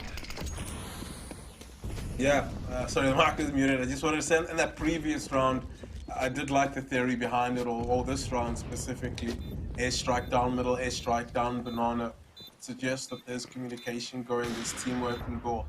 Just the timing of it all from Tenacity that needs a bit of tweaking. But 80,000 really proving and showing to understand the theory a bit more on Counter-Strike than Tenacity, their approach to the game, the pace that they're playing it from time to time, how they switch it up. It's looking good. Perhaps a contender to make the playoffs, it seems. That's going to be the 13th round for 80,000. Certainly looking well refined, well-oiled machine here, if you will.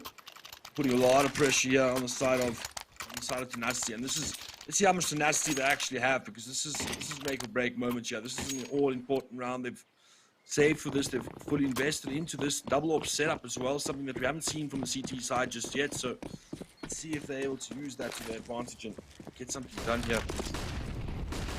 Polarize going to go for that aggressive off shot. The flashbangs are really good from 80,000, and that's Gorilla really living up to his name. That's the B-bomb side busted wide open. I'm afraid Pegasus is going to rotate back towards Coffins, but it's mollied up. Puppy, in fact, it is with an A1. The molly is creating a bit of a diversion. He does pick up a kill before the smoke gets deployed.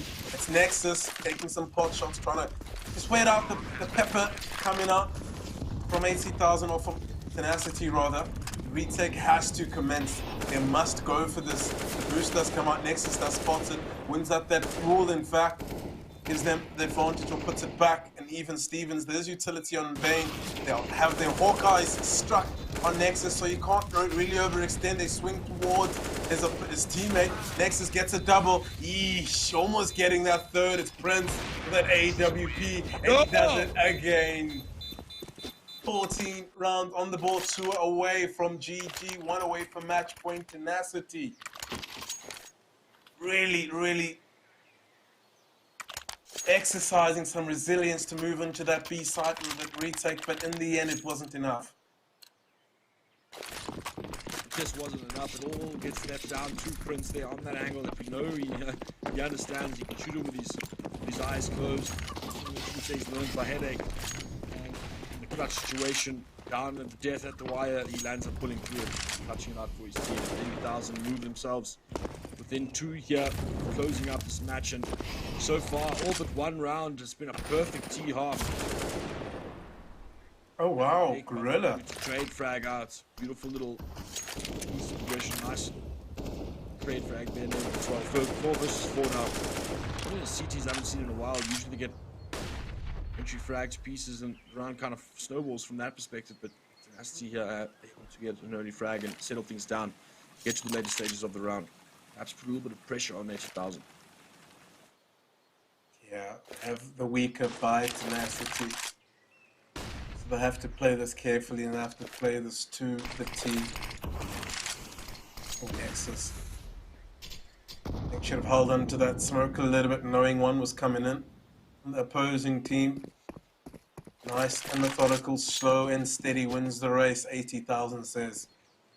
I think we're heading towards this A bomb site. Good crossfire, but once it's broken, things are going to go apart with smoke. Yeah, that's an isolation smoke, and it's Kiwi. It's Kiwi. Almost gets a double, does some good damage. But the push through the smoke almost works out. It's Prince and it's Bane. Oh, there is a lurk on the side, I think, from Polarized, but no. That's a good way to finish it off. It's a good way to bring it back and reel in a little. AWP being tossed over, a good buy, and actually just flush them with a bit of money in for this purchase. 80,000. Reduced to an eco. They have enough money to toss around deagles and get armor with bits and pieces of useful too, but I think they're gonna Prince is gonna focus on getting that AWP up, and Mogul just wants to get all the AKs, the bells and whistles needed for the next gun round. I have a bit of a lead to work with, so I don't mind that. Yeah, and despite such a round difference here, you see that the economy has still got quite a bit of pressure on it on the T side, so Tenacity still well within their rights to fight for this game. A bit of spam getting down to Rubs there towards the Labs area, not really anything landing. Oh my goodness gracious me, that was a shot. Nice spam. Sweet one. Gorilla looking to land another DGS, picked up a FOMOS, not the best rifles in the game, but it'll work. There's no armor, which makes it even harder. 2 flashes on Prince. They could put together something quite nicely towards B if they wanted to. Perhaps get even trades into the site and leave it to a 2 versus 1 after the bomb plant. But good positions coming out from Tenacity. A Molotov and a player to spot. But if that flash comes through, they need to be moving while the flash is popping though. They've missed the readjustment from Tenacity, but it's Puppy to clean it up. They were quite squishy, no armor, so made it a bit easier. 14 to 12. See a full AK purchase coming through here from 80,000, and suddenly Tenacity have pulled it within 2. They must be happy with the efforts so far. They definitely want to convert this round if they want to stay in this game. Because right now, any sort of money reset would be absolutely disastrous for the CT half prospects, at least. Do see 80,000 resorting to that default again. No real aggression following their util in Banana, trying to just bait something out there. Now, very crazy peek there towards second mid. Rubs just kind of doesn't really commit to the kill, crouches, and eventually gets spammed through the floor. And that's the first frag the way of 80,000. Perhaps an advantage. He didn't need to giving way so early in the round, especially since it felt like the pressure was on ATK there. Yeah, I feel 80,000 got the right idea, grouping up towards B, but they need to be baiting out the util a bit more. Yeah, it should be a wave of util to bait out the remaining bits and pieces from Tenacity. But really keep eyes on the re-aggression from Tenacity on the A side. Already see a bit of a readjustment coming in from Quiz. And they just wait it out. It's the farmers. It's an MP9. Polarized needs to get a bit closer with that gun if he wants more impact. I'd say Puppy is holding a Molotov. The Smolly should give a bit of a leeway towards the anchor on the site, but it's not going to be enough. Yeah, he gets cleared out quite easily. A double kill, a triple kill from Puppy, leaving them in a 2 versus 3. Have the advantage to work with, and it's down to Prince, in fact. A 1 versus 3. M4 does prevail, and that's 13 to 15. 1 round away from catching up. Tenacity really living up to their name. Yeah, showing what it's about. I mean, insane hold there from Puppy. We've been waiting for him to deliver. So half has been pressuring his sight the whole half as well, and finally gets that lack of Trey K there, putting 3 gents down to sleep. Good night, sleep tight, and 1 round in it for my team, and they're showing some fight here at Tenacity. Yeah. And it's Robs again with his antics. His teammate did try this previous round, and he needs to get multi-kills here. He is isolated, so can't really go down and give that gun away. Yeah, get in and get out. He's got his 2-man. He's done his job. Sitting at 22 kills. Just went positive as we speak. Could even go for the 3rd. Yeah, doesn't want to overextend. Overstay is welcome. But he's given the team their advantage, so job's done for him. That certainly slows down the push of 80,000 that's about to hit this middle area, but eventually Pegasus again, he's been locked in this cubby pretty much for the most part, better part of the half, and you can see why he's very comfortable taking those steps, but eventually gets traded out. It is the Danger Man Prince, gets another kill on the board, just looking, peeking, prodding, poking, seeing if you can find anything to take home, but it is the Danger Man and Puppy. It's also nearing 30 frags now. This couldn't be tight. It's a 14 to 14 now, and you should see approaches come out of the T side. We see quite a bit of money being built up on the CT side, so we have ourselves a game here. Weapons till the end. We shall see. 14 to 14. The team's made a bit of a comeback here, a bit of pressure for 80,000. Yeah, Nexus has kind of cooled off a bit. He's sitting on 29 kills, but most of those frags were on the CT side.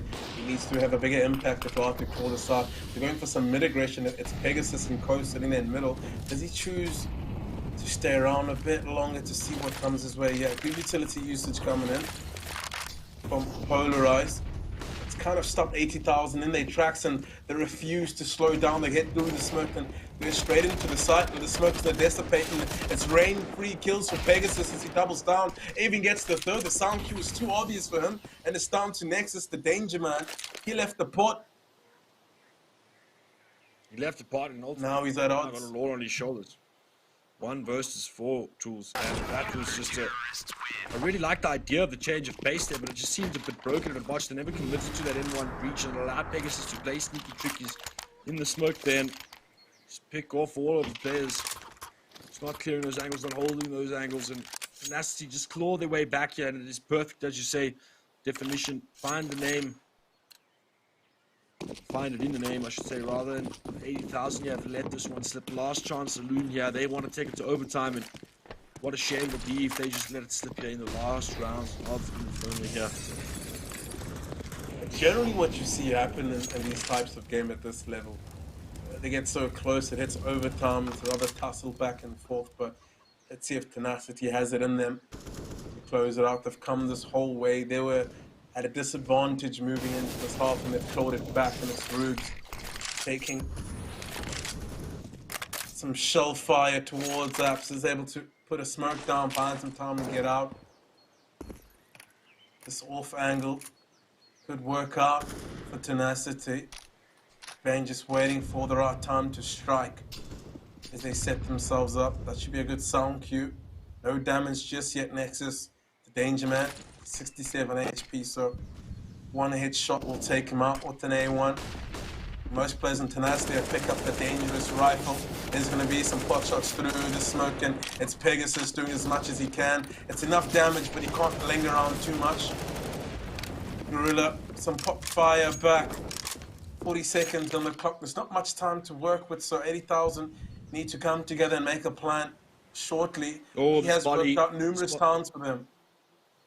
Yeah, but that's the Molly tools. Puppy's got the Molly here.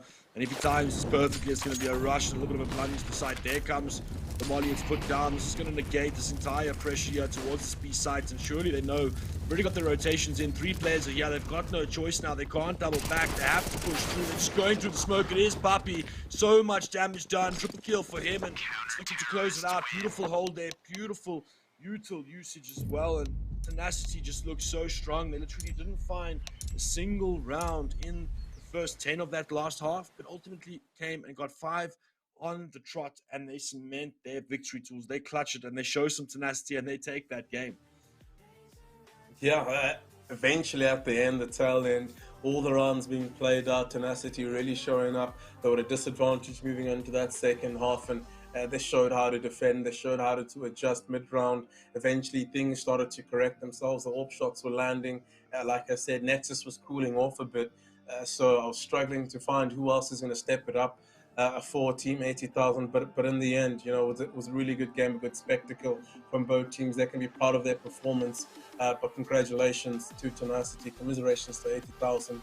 It is what it is, and that's the game we love, Counter-Strike. But we're going to throw it back to the desk so they can break down the game a bit more. Thank you so much, Golden Lighter, for that in-depth casting. That was an intense game. I think the most intense game that we've had so far, wouldn't you say? So far in the whole tournament, yes. So we really want to talk about this game. But before we do, let me just remind you real quick about what we have in store for you guys. We have $50 up for grabs in your Steam wallet. All you have to do is go to gaming.lenovo.com. You can either post a clip from your broadcast, or you can go and vote for your favorite team. And while you're there, why not browse for some other offers? And we have another thing specially, exclusively for South Africa. With every purchase of a Lenovo product, you also get a free pair of Lenovo headsets. But make sure you go and grab this soon, because it's only available from the 13th to the 16th of December. And you just need to click on the link in the description below. Okay, so getting back to the game. Was this the closest game we've had so far? Yes. I think it was. Was there anything that stood out for you guys? Tell me the main concepts, and then I have a few questions I want to target you guys I with. just want to say something. I wish this game was best of 3. Was the best of 3? Yes, because That's honestly, how close both it was. of them, yes, both of them gave us a good CS. Mhm. Although there was small mistakes from both sides, Mhm. but the fact that they played Inferno with simple CS, I would love to see them play in a best of 3. Exactly, and like you said, this game was very simple played. This was played by the rules. It was a lot of praying and spraying and all of that. But I do have some very specific questions. I'm gonna direct this one to Sammy. So, 80,000, they were holding their own when they were playing on CT side, and then all of a sudden, they started losing round after round against Tenacity. What happened there? Let's talk about 80,000. They started the half with CT. First few rounds, they were getting good control. They had read. I loved how they started it out, but I didn't really love how it ended as CT. We saw really nice variation. They were playing really heavy on mid, and they were taking banana control every round. It was really nice to see them start the game on this thing. But we saw from Tenacity really, how do I say this? Weird, really Strange. dry pushes. Mhm. They were like pushing B and they were pushing A with no utility usage. They were out aiming them. Mhm. Okay, out aiming them, they want them a few rounds, but I would really love to see utility usage. You can't just enter without smoking CT or smoking long or taking that efficiency on your utilities. When they switch, 80,000 showed us beautiful CS. They were entering any site with nice utility usage, executing mid, smoke long, smoke moto, entering a flashing pit. We saw really nice execute of flashes, I would say. Very nice flashes. They were entering as a team. Bad ending. They lost the 2 rounds. They didn't really, I don't know, they were lost, maybe. Or Tenacity just grabbed themselves and they were like, let's win. Let's start getting the rounds. Let's win the game. We don't want to lose. Tenacity showed us the true meaning of comeback. Comeback is real, I would say. The fact that this game had 3 comebacks from both teams. When 80,000 were winning 5-3, when they had the game under control, then Tenacity dropped the game to 9-6, and then 80,000 come back in T-side to 14-10 or 14-11, and then Tenacity come back again to 16-14. That's something that I do want to talk about because initially we saw that 80,000 was doing really well on CT, and then we saw that they weren't doing so well on. They weren't doing so well, so it's so back and forth, and then once we saw 80,000 moving to T side, they started improving, they started doing better. What could have gone through their head there? How do you think that it suddenly clicked for them that they could be losing this? What do you think went through the players' minds when they realized, that switch turned on in their head and they started playing differently? Honestly, you can see the game is a mix of emotions, mix of everything. This is one of the few rare games that I see in my entire CSGO career. Because I love to see this kind of game. I love to see a comeback, then lead, and then you reach 14, then you start stopping, you stop to get rounds, and the enemy team starts building confidence and emotion and momentum.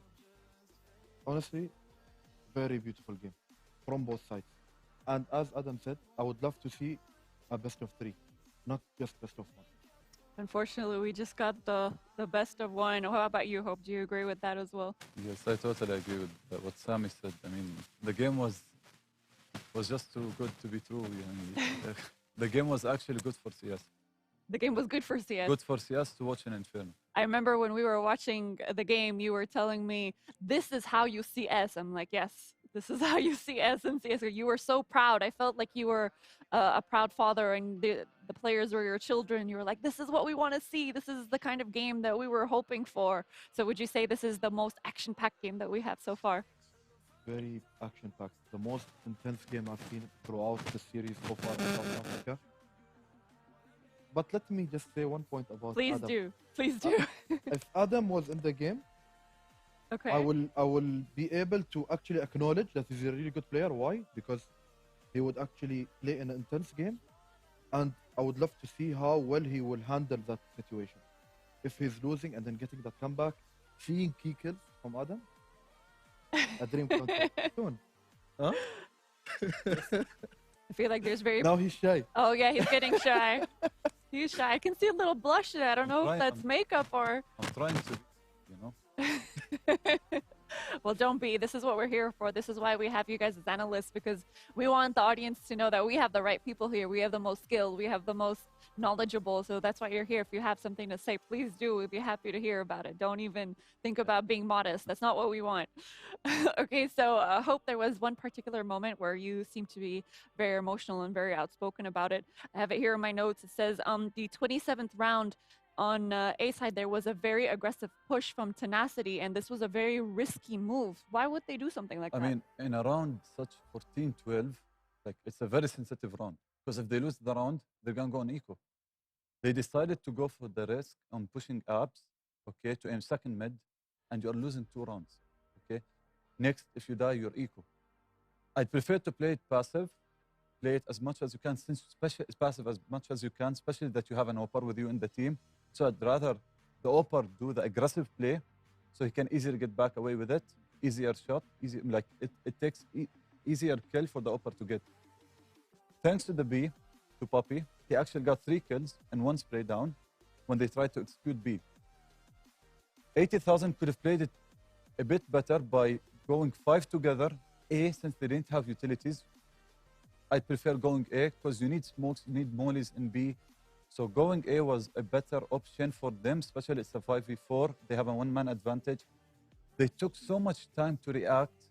So I was just hoping, we'd see a better reaction next time or like in game. But thanks to Poppy, actually won them the round and got them the 13th, and they did the comeback 16-14. It could have went all the way opposite. Yeah, so there is a lot of small things, again, for this match to go either way. There really wasn't something big from either side. As we know, they were both very matched in skill. And as you said, if it was a best of 3, we would really love to see who would come out as the winner. But unfortunately, it's the one game, the one so, and Tenacity came out on top. But we respect both teams in their skill and in the rivalry and their sportsmanship, and we're really happy to see a game like that. And hopefully, our next game will also turn out amazing. And our next game will be Nabi Valeria versus Anarchy Gaming ZA. So I love this. I love Look at the logo. the logo. that Nabi logo is Valeria. very creative. I love both logos, to be honest. And Anarchy Gaming is the one you compare to Bravado Gaming, the very famous Bravado Gaming. Yeah. So Nabi Valeria, I'm not sure if we've seen or their games before, but I think it will be quite a surprise if they can match in skill to Anarchy Gaming, since they have the reputation they have. They've already have people speaking out about them.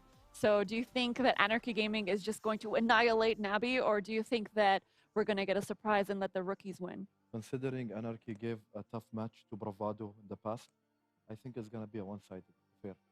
I mean, I just hope Nabi can give us actually Navi quality game, but since the name is Nabi. Oh, they have So- to live up to the name. Exactly. Yeah. Plus, it's South Africa, so there are so many surprises here. We never know what's gonna happen. So if we're having predictions, you would say Anarchy. Hope? Nabi. Wow, okay, going for the underdog. I like that. Okay, that's pretty good. So we have 1-1. Let's see who comes out victorious after the break. We're just going to take a really, really short break. And once we're back, we're going to start our final game of the day.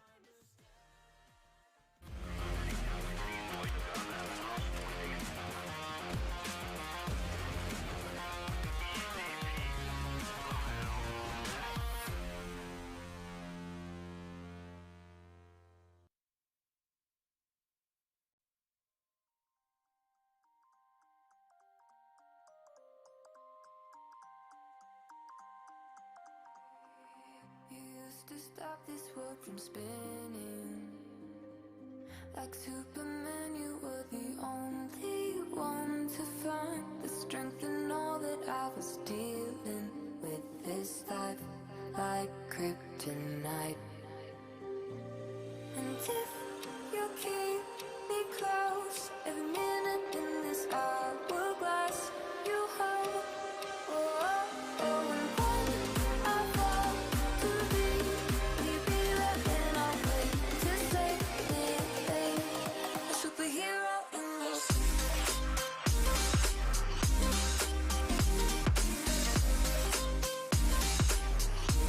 a superhero in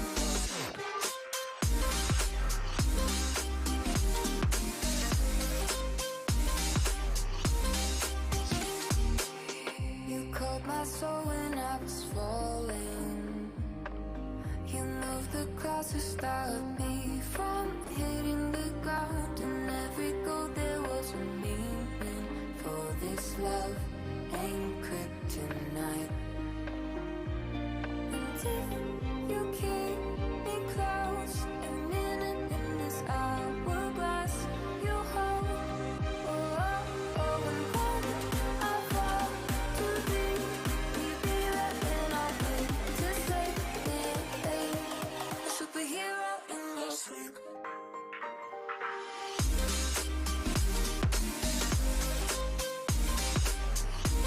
A superhero in your sleep.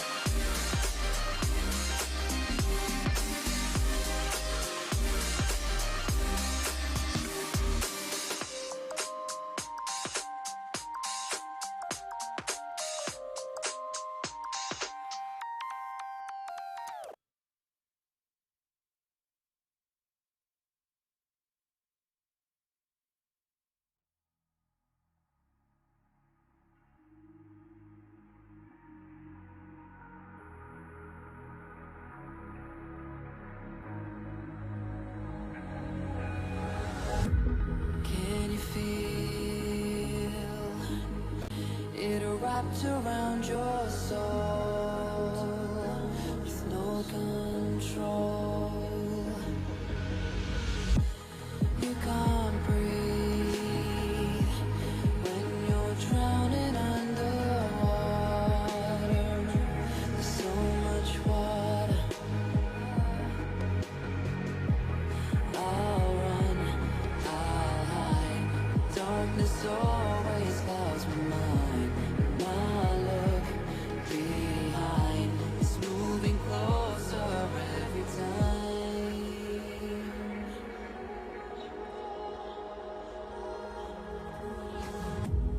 I can't pretend that I have a strong defense. There's darkness for your friend. You get me till at the end.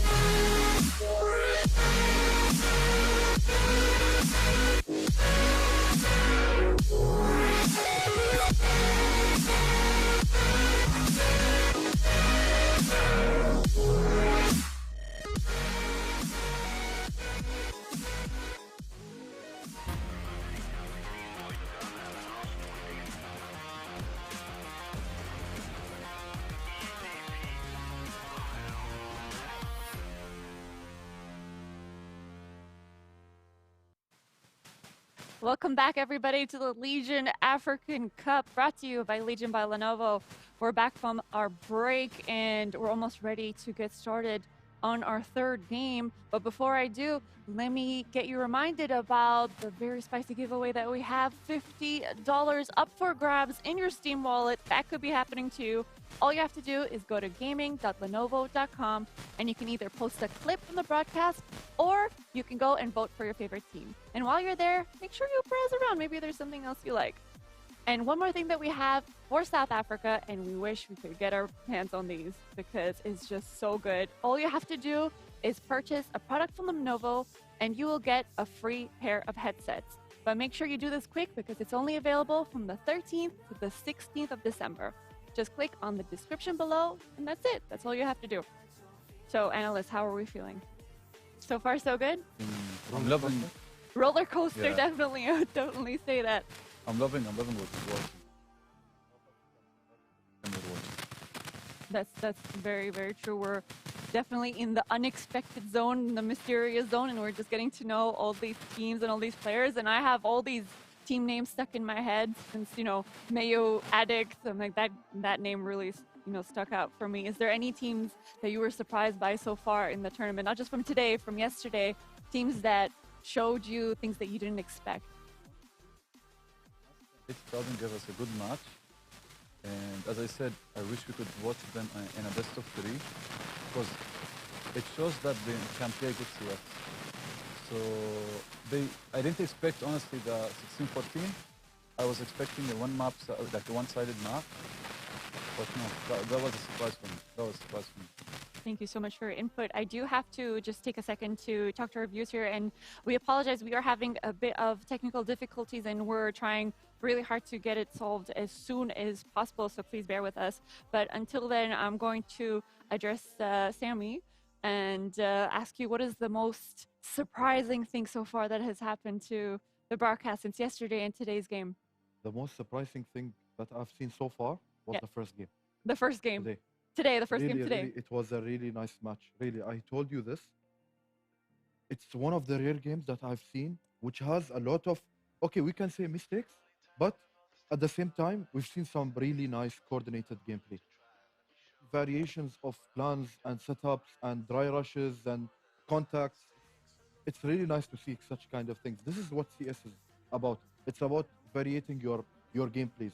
You should not be expected by the enemy team. You should do everything that's in your playbook to actually win that game and get the W. I love the agree? passion. I love the passion from Sami. I really do. And before we continue on, let's be reminded about the region and the matches. So our region, once again, is South Africa, the region that has Of beautiful CS. beautiful CS, a beautiful gameplay, about pleasantly surprising gameplay, and we are just so excited to be here. We're so proud to be hosting and analyzing this tournament. It's an honor. Thank you so much, Legion by Lenovo, by making this possible and letting us be here. We're so very excited. And for the tournament qualifiers, just to remind you guys once more, day one, we had Mott Sports versus Bravado Gaming. As we know, the very iconic, the first match. As we said, this match was something that we all had to look up to, and it was quite the match to look up to. I mean, there were a lot of do's, a lot of don'ts. So I'm pretty sure every match after that looks up to them and compared to them. And then we had Geraldic versus Mayo Addicts. Mayo Addicts, my ultimate condiment. I loved it. 1-0. A lot of respect to Geraldic as well for their what was the word I'm looking for? For their effort, excuse me, for their effort.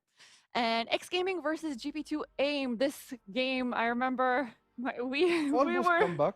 almost come back. We were But it so didn't very work out. excited. I was so Unfortunately, excited. I was so excited when I was watching the game. we were definitely excited. We thought it was going to be one-sided, and then all of a sudden we saw the comeback, and we were rooting for it. But unfortunately, it did not happen. But still, it was very, very deserving for G2 AIM to get that victory. And of course, today we had an amazing match, very, very close indeed. And for the next match, we have a very spicy game as well. And let me remind you about the predictions. Let me know. What were your predictions? Anarchy. Anarchy and Navi. hope for Navi. Just to remind you Navi. guys, Nabi. Nabi. I'm sorry. Am I saying Navi? Navi is a professional team. It's just A because I'm major so winner. used to that name, so I can't yeah. get it out of my head. But Nabi, maybe the cousins of Navi. They've, oh God, that was a horrible joke. Please don't hate me. Navi Props to the Valeria. logo creator, Their Whoever logo. created the logo, Salute to him. You have to give props to the logo creator. They're just geniuses. The simpler the logo, the better sometimes. That's just some handwriting. That's just someone handwriting their logo. That's genius. we love everything so far from them. Appreciate the creativity. Yes. Exactly. Look at how well that logo was made. True. So now let's hope to see the actual Navi gameplay. Yes, the action Navi gameplay. And just to remind the viewers, we were supposed to have one more game today, but unfortunately, Hope's favorite team, Rage Quit, had to forfeit. So automatically the win goes to the opposing team. Are you upset about this, Hope? I am, because actually I really want to watch South Africa gameplay. I really want to watch more games played from South Africa region, because I know they have small, they have a big surprise actually for us. Yes, most definitely. It's really hard to see one of the teams that we were expecting, that we talked about, and not being able to see their gameplay. But hopefully from their opposing team, we are going to see them in the future since they get that automatic win. And now let's go for the prize pool and see what our contenders are competing for. So for the prize pool, once again, 12 big ones, $12,000. First place, second place gets $5,000, and third place gets $3,000. That's a lot of money. That could change your life. Isn't that right? Mm. But in our terms, it could change our gaming life. Since we both Gaming want... life, yes. The Yes. streaming PC. Yes, you guys both want gaming PCs, streaming PCs. You sure that's your answer? I lock in that answer for Go both of you? Go ahead. Mine, no. No? Okay, Because so I will let me never know. be here. But what? You'll never be Where would you be? I'm confused. anywhere but not here. Mentally right now. he's in the $12,000. Maldives.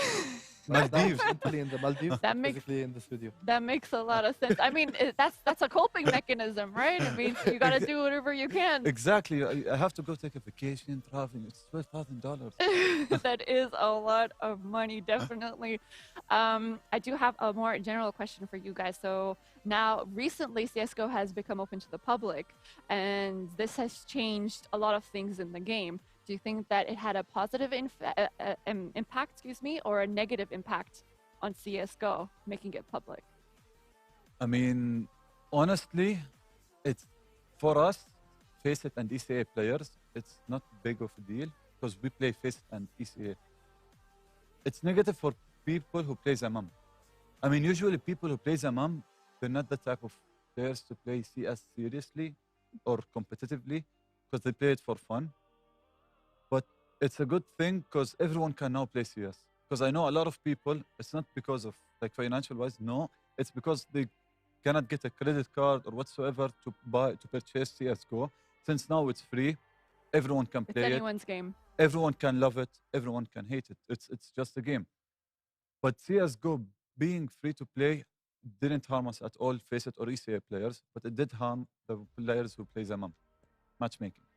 All right. How about you? Do you think the same way? I think the same Sammy? way. It harmed us only if we are playing matchmaking. Mhm. It will harm us because every game there is a There is hacker. a hacker, yes.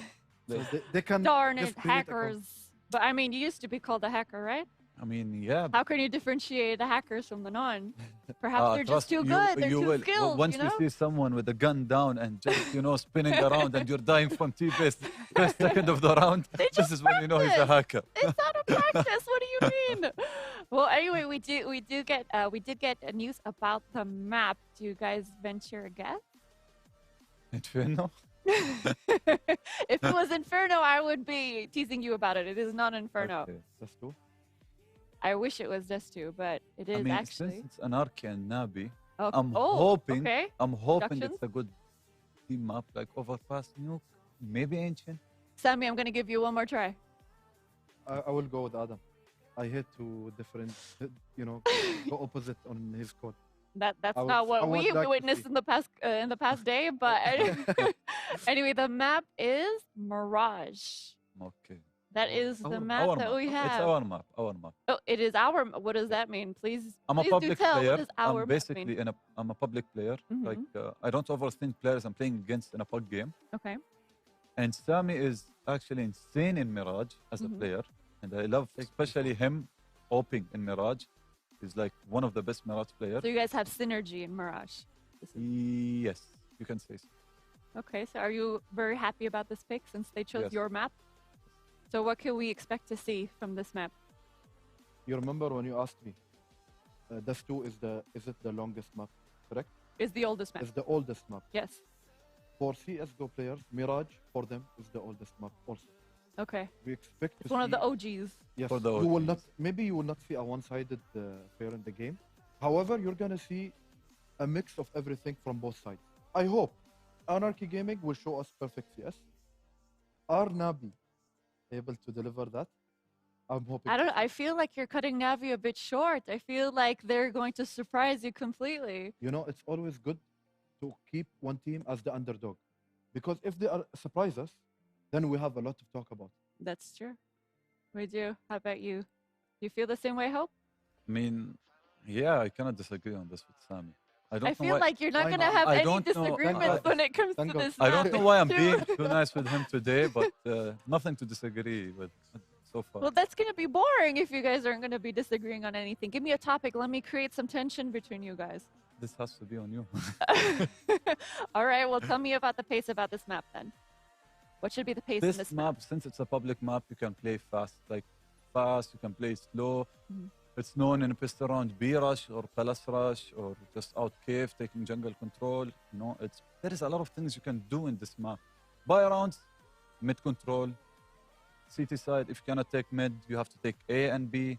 You have to make sure whatever they take, you take the other side.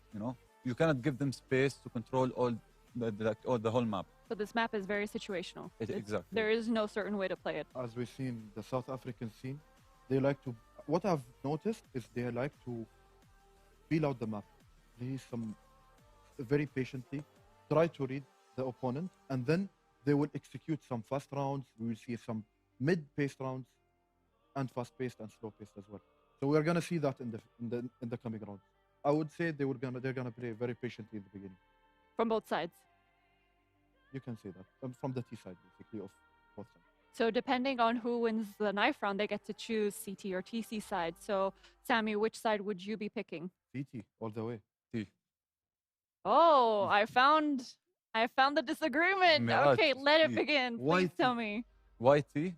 Because Mirage, as I said, it's a 60-40% city map. T side, I'd rather get 6 to 7 rounds so I can play confidently in CT.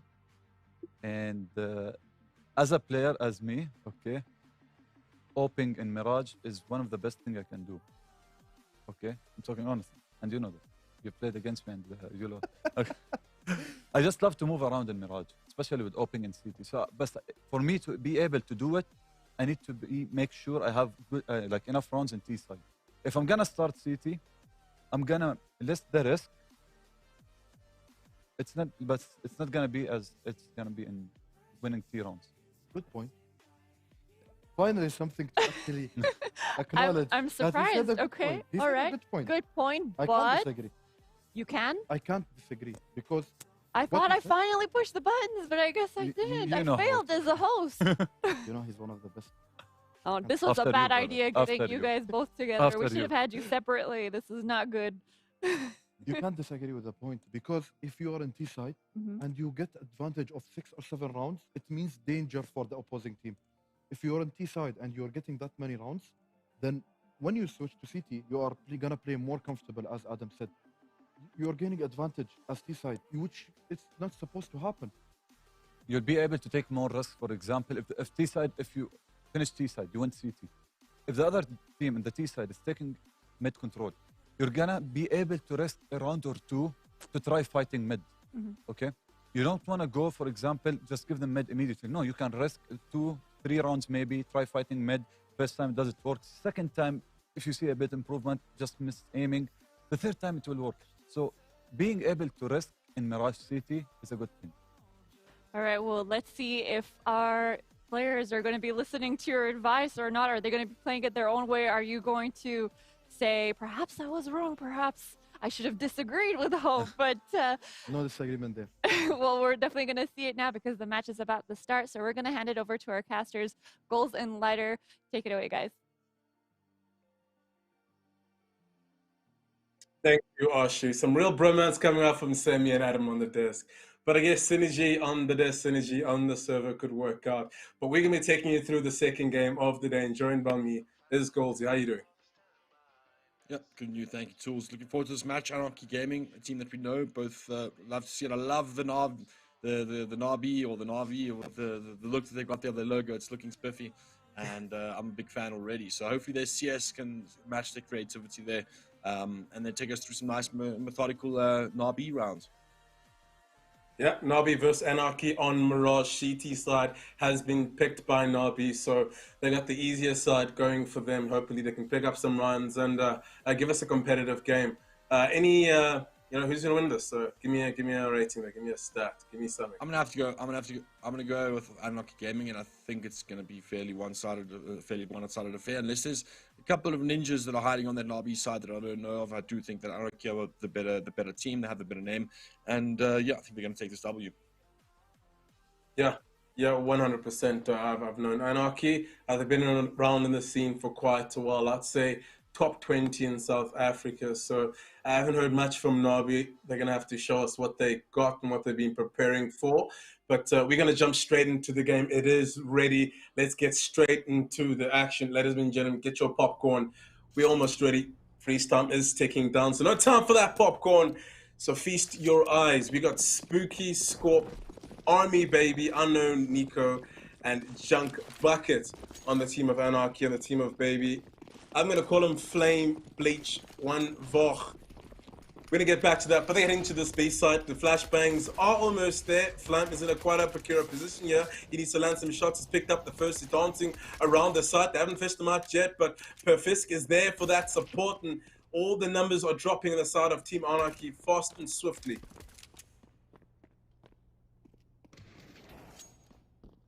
Yeah, there's some lovely Afrikaans names here. Vlammerig, bietjie, eenvoudig, perfeksie, en elektronies. Electronics. Gonna have some This fun. is fantastic. Have some fun pronouncing. Yeah, gonna have some fun. Perfeksie And this is en elektronies. it's naby Valeria. I'm pretty sure this is a Valeria. certainly a few, I'll call him Nabi fair Valeria. word. Yeah, I needed to just put some Afrikaans in that pronunciation. A flame rug, is it flame rug? I got that right. I'm thinking of Bleach? Vlammerig. Bleach? No, I think that one's just Bicky, bro. Just net to Bicky. Bicky. And one Voch, or Voch. It's Foder, Vogue. but yes. I think it's Ian Foder. All right. Ian I Foder. don't know. I'm going to go with Ian. Ian Foder. Right, we're just having some fun. There is the eco run, so you kind of expect Nabi to pick it up quite easily and head on to the proper rounds, the gun rounds. Scorpio, I know, last remaining alive momentarily. This should be going down. They've already found out where Neo is, or unknown Nico. And yeah, just formalities and normalities transpiring between these two teams. It is the best of one, so there's little room for error for both of them. CT side at max, so you're going to expect a 9-6, 10-5 type of half coming out from the CT side. If the two teams are even, of course. But so far, so good for Nabi. Yeah, man, I won't even lie. Nabe is looking pretty decent here. Looking at their movement, looking at their pre-fires, looking at their angles, they're looking like a solid team. I think I might have put my foot in it, choosing Anarchy here, but I mean, it still remains to be seen. AK-47s being purchased, the first buy round here for the T side, and no real weapons being upgraded to from the side of Nabi. You see big execute towards this A-bomb site now. Early smoke off towards that apps area, so it's going to allow them to focus towards that ramp area, but I'm pretty sure that Spook is going to be waiting for the smoke to... Oh, there comes the execute. Junk Bucket throws the initial smokes and flashes. They spot a player towards that balcony area, but he's making himself huge, and they are able to deal with him now, and this breach comes through. They do take a lot of damage here. Lovely stairs and jungle smokes here to cut off the rotations. Beautiful nade there as well. A little bit of chip damage, but the bomb goes down. A lot of players are stuck on the side shed though, so quite a bit of work to do here from Nabi on the retake. Two players coming from CT, two players coming from stairs and jungle. Mollies are coming through. First player goes down, second on the site as well. It's all down to the final two AK players stuck in towards that A ramp and towards that Tetris area. Not able to do enough. Quick cleanup, lovely retake from Nabi, and 3-0 there swiftly. Solid CS. Yeah, I agree. Nabi looking really good. Swift movement around the maps looking real good. Retake there. Look coordinated. The comms were there. They moved in as a unit to clinch out the third one with inferior guns, mind you. So they really got some money, some serious cash in that bank. Look at the names on the left, 7, 5, 4K. They picked up most of the kills as well. Not much of a threat posed yet by Anarchy Gaming. Perhaps they're just warming up some deagles and all the players. It's where you really get to see the precision in the aim. Is when you're landing those Juandies with the deag. It's an interesting smoke. Yeah, two very interesting smokes there. You see a majority of the players are moving towards that lowest area. They are going to be doing a delayed mid-take. Got Bicky here, busy having a look to see if he can get anything. Oh, beautiful little cover there from Ian Verlich. He's looking to support his teammate there towards that window area. They know Spook's at the back of middle now. Perhaps just post him out, see if they can get that frag, but evenly spread across the map are the CTs. One frag goes their way, another one as well, and it's now 3 versus 5, and the remaining players on Anarchy Gaming just going to be trying to look for any sort of gun or any sort of easy frag, but finally, player at the back of middle gets taken out. Quick little adjustments coming through there, and Bolivian photo starting off swimmingly. Army Boy here in spawn, just walking all the way back towards that A-bomb site, playing it very, very defensively, not getting too overzealous. They're very aggressive towards that mid area, but nowhere else on the map just yet, and perhaps setting a precedent for the way that they plan to control the CT half. And what a controlling start it has been. 4-0 here with not really any sort of resistance coming out of the T's. Yeah, surviving with 5 players is the best Nabi can do right now to get that economy flush. Anarchy or Army Boy needs to just put a dent in that economy if you really can. There we go. The first is picked up, traded out, and that's the 4th round from Nabi. Anarchy should be coming in with the strong buy. And let's see if they can unravel that playbook. See if they got some good showing.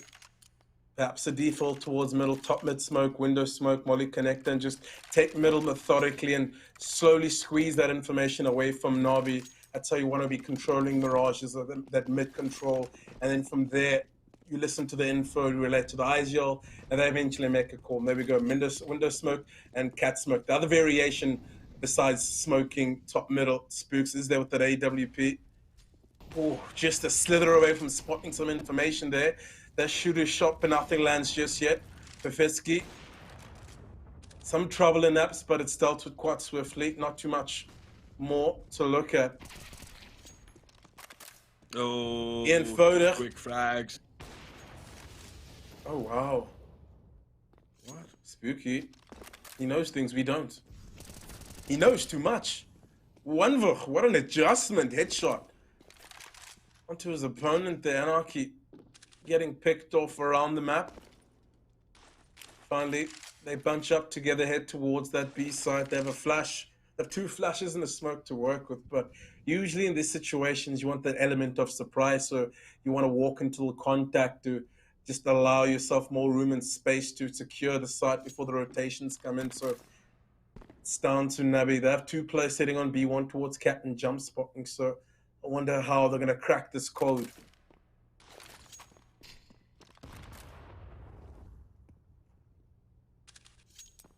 Spotted, and that's the jigs up. Rotation should be coming in. Almost landing a shot there. Spooky anticipated the rotation. Now it's Junk Bucket. He needs to find this kill onto the short player, and Flamer sitting tight against that wall. And Nabi Baby really doing it, replicating the #1 team in the world. Success 5-0, a strong lead at that too.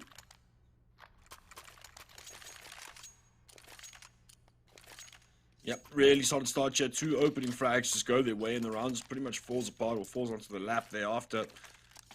But really showing a solid understanding of the CT side here. Always seem to be taking the right jewels, the right places. It did see a rebuttal frag coming there from the T's towards that middle area, but that was much too little, too late. Now we see a barrel towards this B bomb site now. Its equipment is being put down. Beautifully placed Molly, but that means all the players are going to be getting out the window, but that is an absolute massacre. The crossfire is good, and support is good as well. This will allow Scorpio to get into the site. Can he get the bomb down? No, bomb is down in the middle of nowhere, and he gets taken out by the rotation in Vodachem. Now 6-0 there. That barrel towards B looked like it was going to cause a little bit of an issue for the CTs there, but the crossfire holds strong, and they take it down 6-0 now.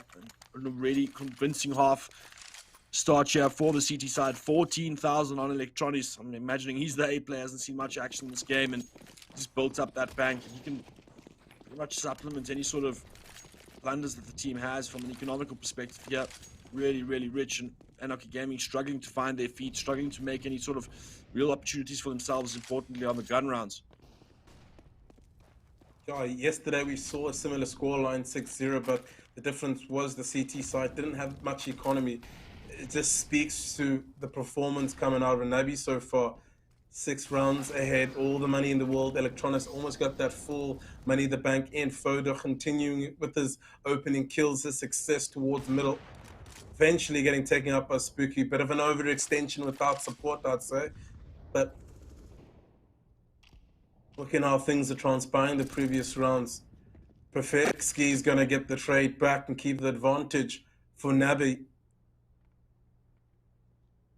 It's left Anarchy in a similar position they've been in previous rounds. It's 2 men down, no information to work with. Really have to try recover around a one-way smoke towards a ramp.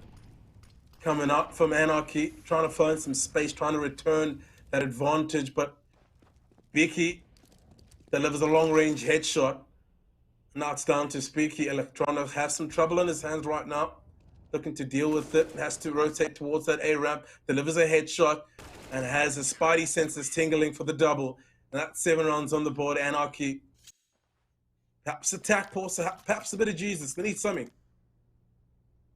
Yeah. So it needs some assistance. It seems like Navi have their number. Seem to always.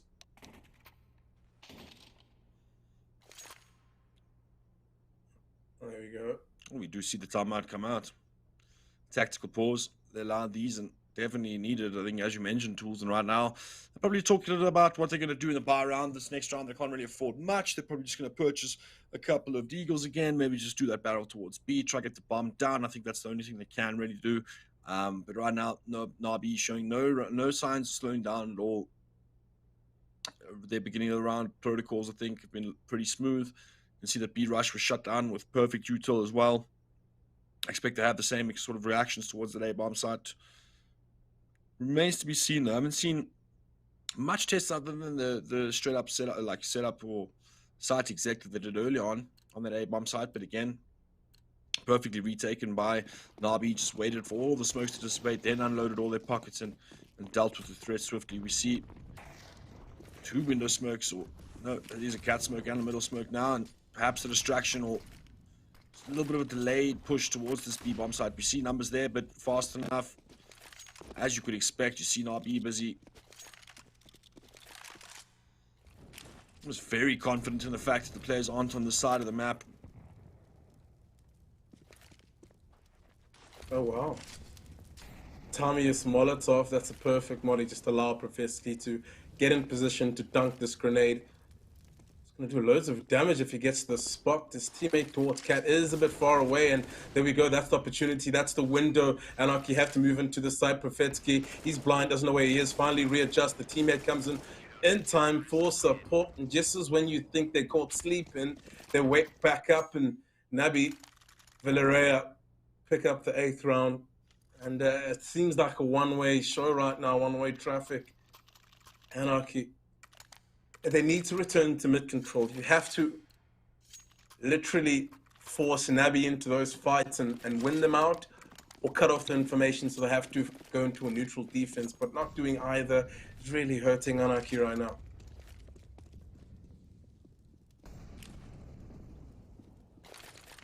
Quite liberal in their CT defense, taking lowers. They're going to move up and they're going to catch some players with their pants down. That's the first. So swings for the second, gets traded out though. He's done his job. 2 kills is enough for an aggressive player like that. And that's good information. Now they know where the possible attack was coming from. Kind of lean your defense towards being after a couple of seconds readjust. But the smoke come out has kept Electronic in play. Stair smoke has fluffed a bit from Anarchy, given Electronics a bit of space to work with. Profesky has nothing to worry about, so he should be cool and collect the next couple of seconds. A 2-2 defense, good work in the favor of Anarchy though, as the utility gets deployed for the exec. A good flashbang to open up access, but it's not good enough. Viki gets the shot off, isn't able to land it. A pop flash to allow him to re-peek potentially. No, he's going to pedal a bit back and play for the retake. Did you see Profesky sitting in the smoke? Perhaps he can catch a player sleeping it. Yeah, Vicky isn't going to miss those, and potentially catching the bomber too. Easy as you'd like. It's going to be the 9th round on the board, and yeah, Anarchy. Seems like there's no real game plan, Nichols. Yeah, I mean, absolutely. It looks like they're just getting picked off at the start of the rounds, and ultimately it is Nabe that are kind of really piling on the pressure here. We do see another timeout coming out from them. Anarchy Gaming, and rightfully so. Just no rounds on the board yet. They haven't got any sort of answer for any of the holds here. I mean, again, just such a nice change up there from Nabi in the form of that lowest push. Just 2 players there. Despite even making a noise with that pop flash, I'm surprised we didn't see a sort of reaction from the T side. But again, probably a lot of communication, blocking the channels of allowing them to hear those sorts of little micro plays being made, and kind of giving away that tell that they are in fact pushing from that lowest area. So just seems like Nabi have the number here of Anarchy Gaming, and they're going to need to come up with something different, a new approach here towards this T side. Otherwise, we're looking at a very one-sided game here, Tools. Yeah, perhaps that's what's going on in the camp of Anarchy. You know, you get a bit panicked in those tensual situations. You flutter the comms, so your players can't really collect and really take advantage of the sound cues that are coming out to react accordingly. But let's see if they can change it up and make a difference. Now just utility pop up towards connector and window. That's going to give Army Boy a bit of space to work with, but Flame Rig seems to be at the right place at the right time. That's a free kill for him. He's going to re-peek, and perhaps it's going to be a field day. Good utility usage to blind him off and push him off the angle, but the rotation is going to be there any moment now. It's Junk Bucket, Tombstone, gets the trade up. It's a 4 versus 2. It's not going well. Electronics does his best, but it's down to Bleaky now. 2 versus 3. They're finally punching their way into this B site, making headway. Invoch exercising some trigger discipline, execution style, gives them the 10th round. And yeah, no matter what Anarchy throw at them, Navi seems to shelter the storm. Yeah, Tools, that looked close though. I mean, they got the entry frags onto the site there, and it looked like it was a bit close, but again, just no bomb plant, no sites being secured by the util, and it just seems like the retakes here from Navi are really looking solid. Yeah, straight towards the B site with some pop flashes. Has to be a diversion though. As you can see the bomb sitting in spawn. That's a easy Oh. kill from. Are these guys smurfing? I feel these are smurfing South Africans. This Nabi Villarreal. This is one I would know them. Looking at the way they play, they should be known, but I don't. So it's either they're smurfing or they're from another country. Be interesting to find that out. This is definitely South Africans, dude. There's no ways that these sorts of names are coming through. I definitely agree with you. I definitely agree with you that there's some smurfing going on here. Certainly, you can see just from the movement, you can just tell when a good player is playing well, you know, and they just seem to have. I mean, look at this aggression you have from Electronics. He's just. It's all about timing, goals. Yeah, but yeah, I 100% agree. These must be smurfers. Let's see how deep they make it through this event, though. This is the qualifier of the Legion African Cup South Africa edition. So far, looks like Nabi will be moving on to the next round. If Anarchy can't pick up, I'd say they need the next 5 rounds, and we need to see a different version of this team moving into the second half. But it starts in the next round. I believe they've used 2 tactical pauses, or 1, I'd say. And nothing has come of it just yet, so both. All right, well, they've used this half as tactical pauses, so there's no real room and time to sit aside and take some time to think about the solutions. But these are the kind of rounds where you sit near spawn and you communicate and what's going wrong, what are the solutions. They're pretty aggressive, so should we bait them into our setups, or should we hit them head on with 5 players in the middle, really assert your dominance? Because right now, Nabi are speaking volumes and they're speaking confidence. Absolutely. Already at 11 rounds here. I mean, they're going to be confident with this. Even if they've landed the last 4, they'll be very, very happy with this. But I don't see them pedaling off the gas just yet. And you need to see something a little bit different from Anarchy Gaming here. You see a standard default play happening. Got those mid smokes splitting up, moving players towards that lowest area. Again, they haven't really done much to keep that control of that middle. And oh, the first frag eventually goes their way, but instantly traded out from Flamer here. This apps push getting kind of dealt with, but 4 versus 4 now. All the players kind of retreating. A lot of aggression coming out of the CTs. Once again, you can see they are feeding that confidence that you spoke about, Tools. Yeah, and Electronics, he's a bit low HP, but with that AWP, it's kind of nullified looking at the angles he's using. 3 T players from Anarchy sitting in middle. We got Unknown Nico leading the charge on towards this A site. Usually you want the majority of the attack to hit first before you release your trump card, and being that Lurkin and the Profeski's gonna peek into middle, wins out that duel barely though. It was a labored attempt, but that's gonna further their advantage. Spook. A pot shot through middle just to alert Profeski. They are watching that choke point, but they've slow played down. 30 seconds is about to hit, so decisions need to be made. And Bricky, yeah, Ash, these guys are smurfing. But I also feel I would know them if they were smurfing. You know what I mean?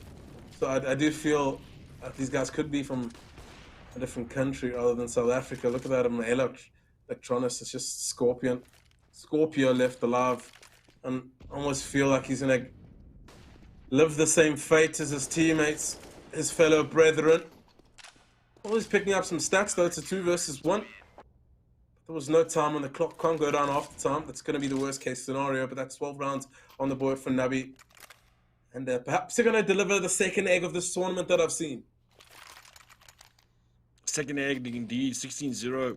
It's definitely on the cards here. 12 to Zop so far.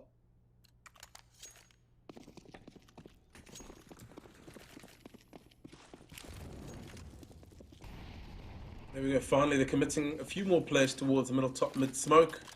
Grenade into window. It's going to do a bit of damage to Electronics. He's holding that. They want to go for a cat. I do like their approach, and they should just make sure they trade on the spacing as they're looking at the minimap. They are going to get overwhelmed, and there we go. They're caught sleeping. It's just one player left inside. He gets taken out, and that's a brilliant adjustment made by Anarchy. They need to hold on to this advantage from the start if need be. And there we go. 2 versus 4 easy you would like. Looking at the money coming out of the Nabi Boys, they should go for this retake. And there we go. Finally picking up some statistics off an eco. Better late than never, as I would say. Yeah, but I love the change-up. We were speaking about something different that Anarchy Gaming needed to produce. That was the first time they aggressively took middle. It's the first time they took middle with numbers. It's the first time they've pushed cat as well. So, yeah, really nice play there. I love the change-up of pace. You could see that something that startled the CTs to a certain extent. Certainly the B players as well. The mid-control just had no clue what was coming, and ultimately they put one on the board. Really glad to see that from Anarchy Gaming, and hoping they can build up another 2 on top of this. And do see some exchanges happening there towards that apps, but no one's going to really commit. No one wants to give away that first mistake now. Perhaps a little bit of respect on the name of Anarchy Gaming there with that round. Caught. Oh no, 2 quick frags go the way of Larby again, and now just shutting it down. Sticking to the same storyline that we've seen again and again across these 12 rounds. Always getting that opening pick. You can see in the last round, the minute that Anarchy Gaming were able to get any of those entry frags, that were able to capitalize on the back of it and get into those post-plant positions, but just unfortunately haven't had enough sequences that have resulted in that tools. Yeah, and the last round, the round that they won was a pocket strat, and with the pocket strat, you usually want to throw that in towards the late end when you already have 1 or 2 or 3 rounds, in fact, to get that fourth, to get that over the line. You throw that pocket strat, and now that they've used it, they can never use it again. And now, but you saw the previous round, or this round specifically earlier on, they were aware of it and they were ready to counter if need be. Now they kind of left in the wind, up in the air. Where do they go and how do they finish it off? They're going to head towards this A site, and we go to open it up with the entry frag, a second in fact, but the trade does come in. Electronics, that's the 3rd kill of the round. He's really being the thorn on their side. Eventually traded up. This player sitting in CT spawn, ready for when the bomb comes down and play on jungle. 2 good mollies, but are there enough? And there we go. The AWP is putting itself to work. Spooky finally coming out. That's a toe tap for unknown Nico. 2 versus 1 for Perfectsky. If he really is the real deal, he'll show us why. So much utility being pumped down. There's even more coming his way. Perfectsky has to duck all those little nitty-gritty things before he commences with the retake. He's going to try shift in ever so slowly. I know Nika's missed the angle. And Spooky, yeah, he should be able to pick up this kill. And there we go, Spooky. Lovely round coming out of him. A good trade K to get the 2nd round. It's a good recovery from Anarchy. Nabi caught sleeping with a few players, perhaps overextending here and there.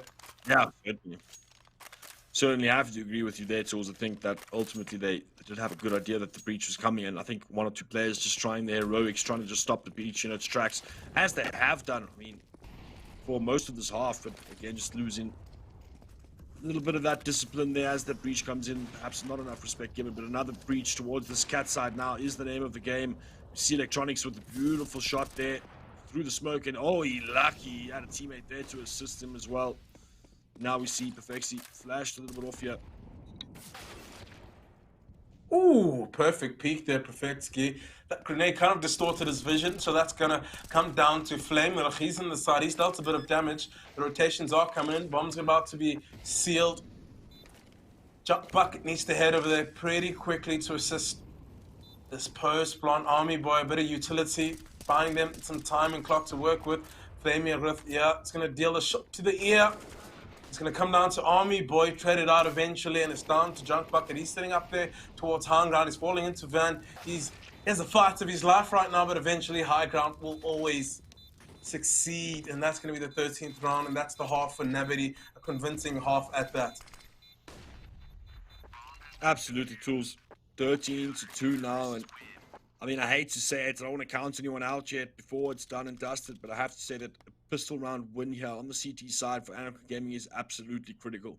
If not for the objective of the game and getting rounds, just for the confidence of the team and just giving them that little bit of hope to be restored, that they can actually do this, that they can do onto others what has been done onto them, and it's been a rough half. 13-2, only 3 rounds are left for Nabi to take this victory, and Anarchy Gaming, how they're going to do this.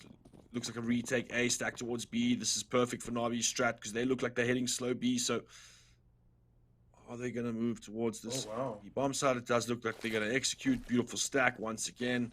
And now they're going to be barreling into this full stack on this B side.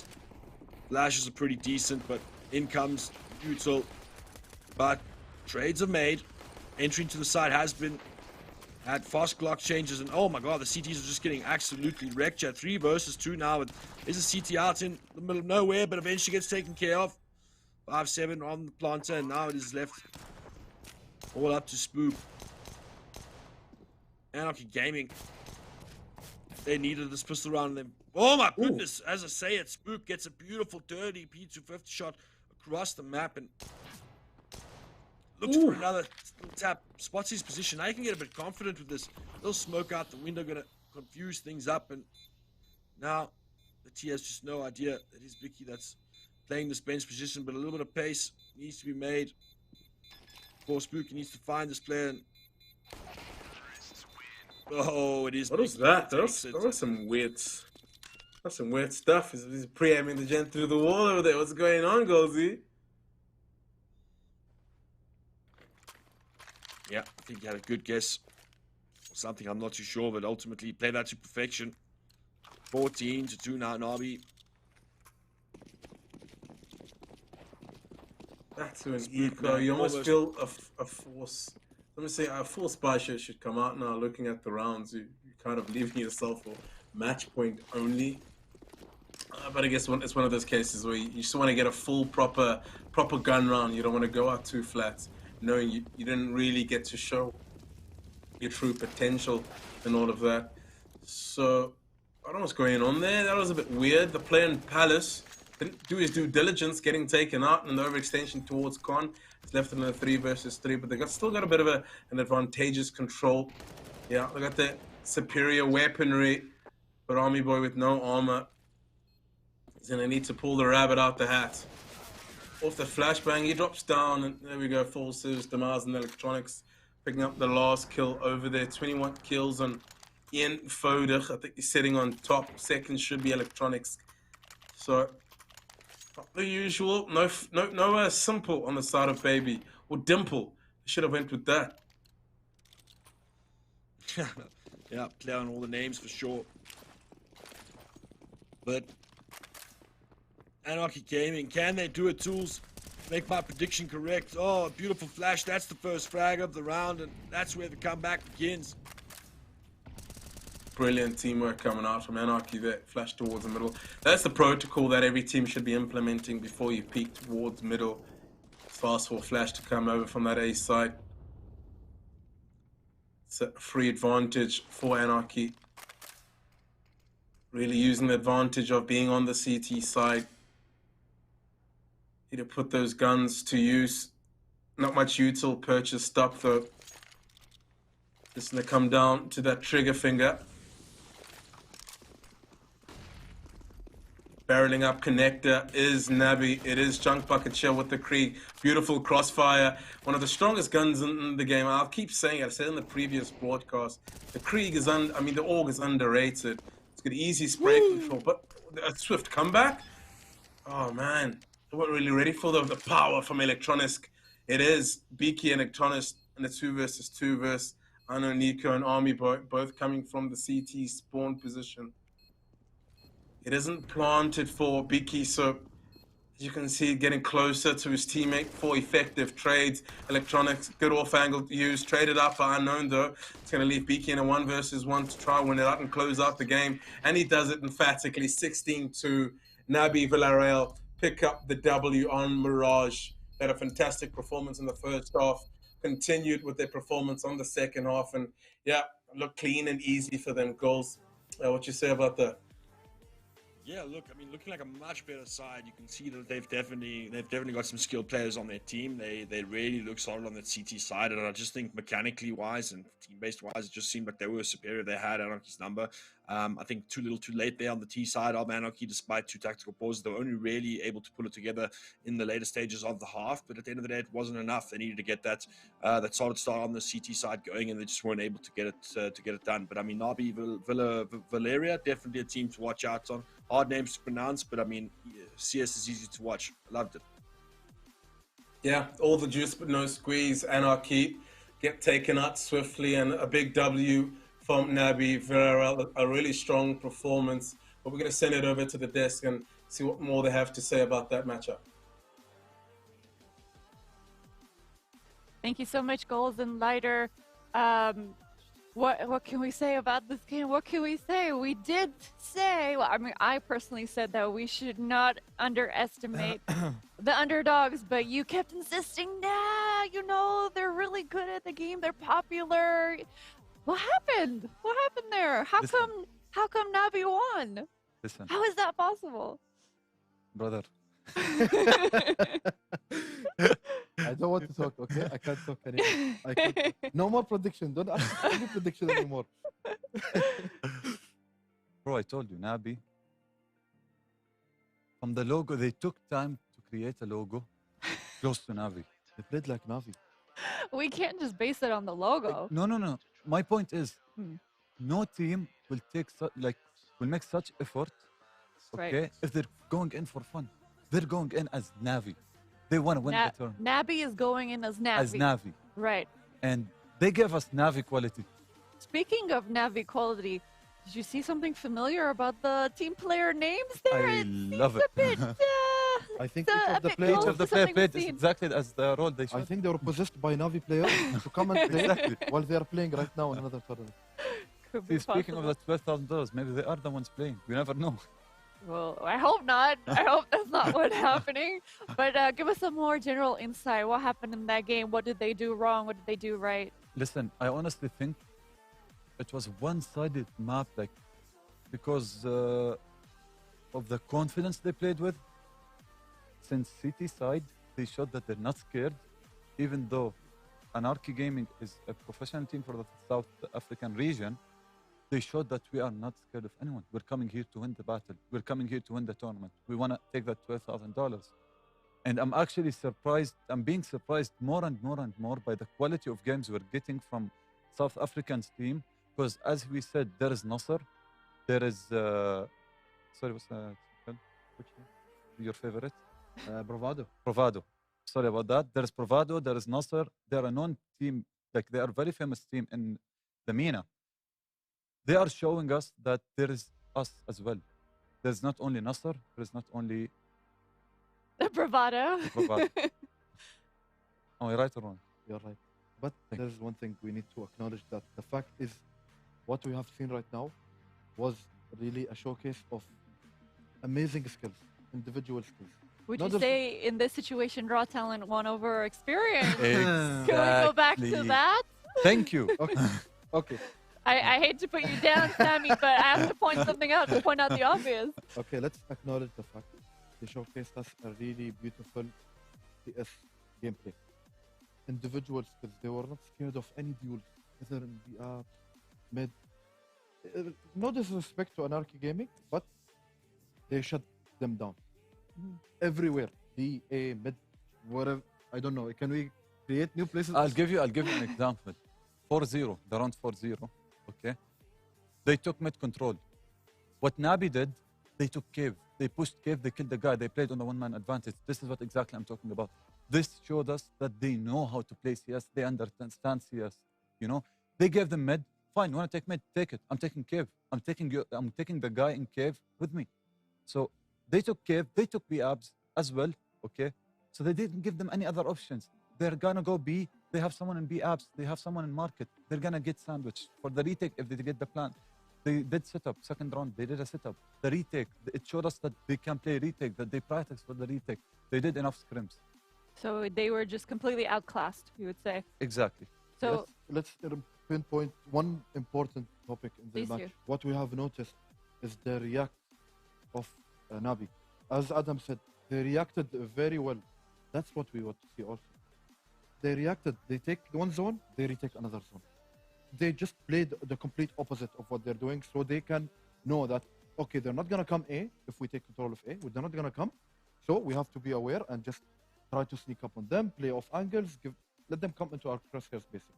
I'm honestly very excited for the semifinals. the semifinals. Yes, I'm very excited for the quarterfinals, semifinals, and the finals because I know we're gonna see the best quality of CS. and we're gonna see that it's not only EU that can now only play CS. We have Very true. players in our MENA. We have teams in our MENA that would love to support. We'd love to get their names out. I'm just very excited to see. And that. imagine we're only in the qualifiers. We haven't Exactly. even gotten to the playoffs yet. So this is just the very beginning of the teams that we're seeing shine.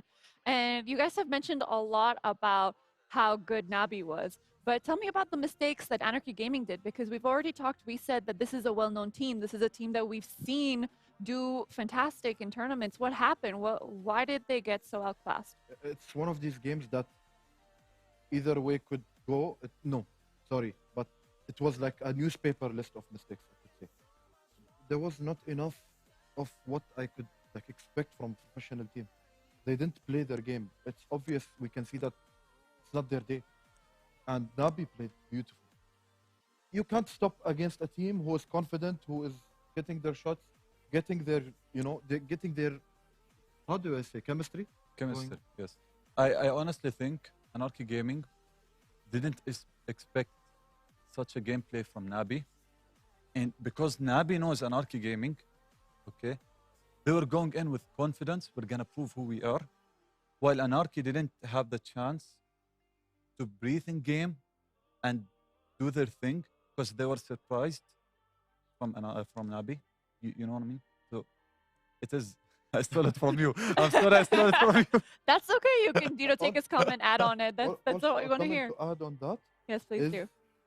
if Anarchy came into the game, if they were prepared, but they underestimated the opponent team, my advice for you in the future: never underestimate any Anyone. team, Yes. whether they are low level, high level, mid level. Never underestimate. Play your full game.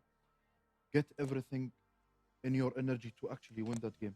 You need to play round by round, moment by moment, minute by minute. You have to focus, not just underestimate, even if they were like no namers. I want to add something to not underestimating. Once I was playing a tournament, so my team were all level 10. It's a phase tournament.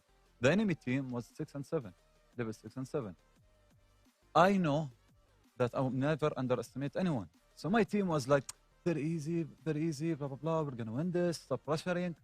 We played overpass. We went overpass for a reason. We thought they won't be able to play overpass. We won the game. But honestly, it was one of the hardest games I ever played in overpass. The utility usage they had, the mentality and chemistry they had, the trades, we won 16-13. So it's a very close match. And because we underestimated them, we kept on repeaking, aiming. They played on our mistakes. Whoever was the leader, I didn't know who is he. He played on our mistakes. He took advantage of everyone. So speaking of never underestimate anyone, you should never. You remember when we played Nuke Yes, a month ago? yes, yes. We played a tournament around 1 month and a half ago. Okay. We played against an Iranian team.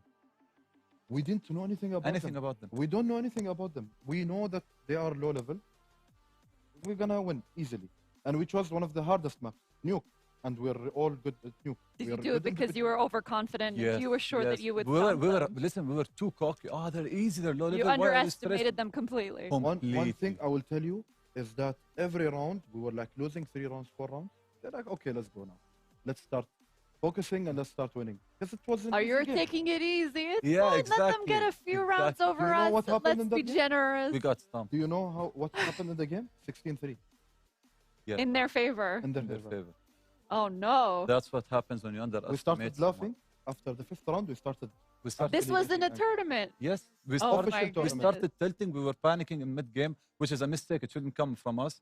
But because when you underestimate someone a lot, this can happen. You know their levels? 8 and 7. And they managed to And we are, stomp you each guys of us just was because 3.6k elo, 3.2, 4k. So You can see the was- level. the skill level difference is huge. is huge. yeah, so that really proves that, stats don't mean anything in the end of the Oh. day. It's just the experience and the way they play. Just because, they don't have the stats doesn't mean you have to underestimate them. So knowing that Anarchy Gaming is a team that usually doesn't make these mistakes, is a team that doesn't usually get stomped this hard, the only conclusion that we can come to is that they just underestimated I think they will bounce Nabi. back. I mean, You thought I they think- would I would think have a they comeback. will. They will bounce Such a back. professional team always will. Always will. So But always remember to climb the ladder of success. in anything in the world, you have to actually have face setbacks, something that will actually obstruct you. You from never gave going me to such an advice about life. I'm surprised. He's offended. I'm very offended. I always advise. Like, I I know you always for have- how You long? just we don't played listen. together. He always tells you good advice. I mean, I actually see? don't listen, but I need to. I told you I'm an innocent guy.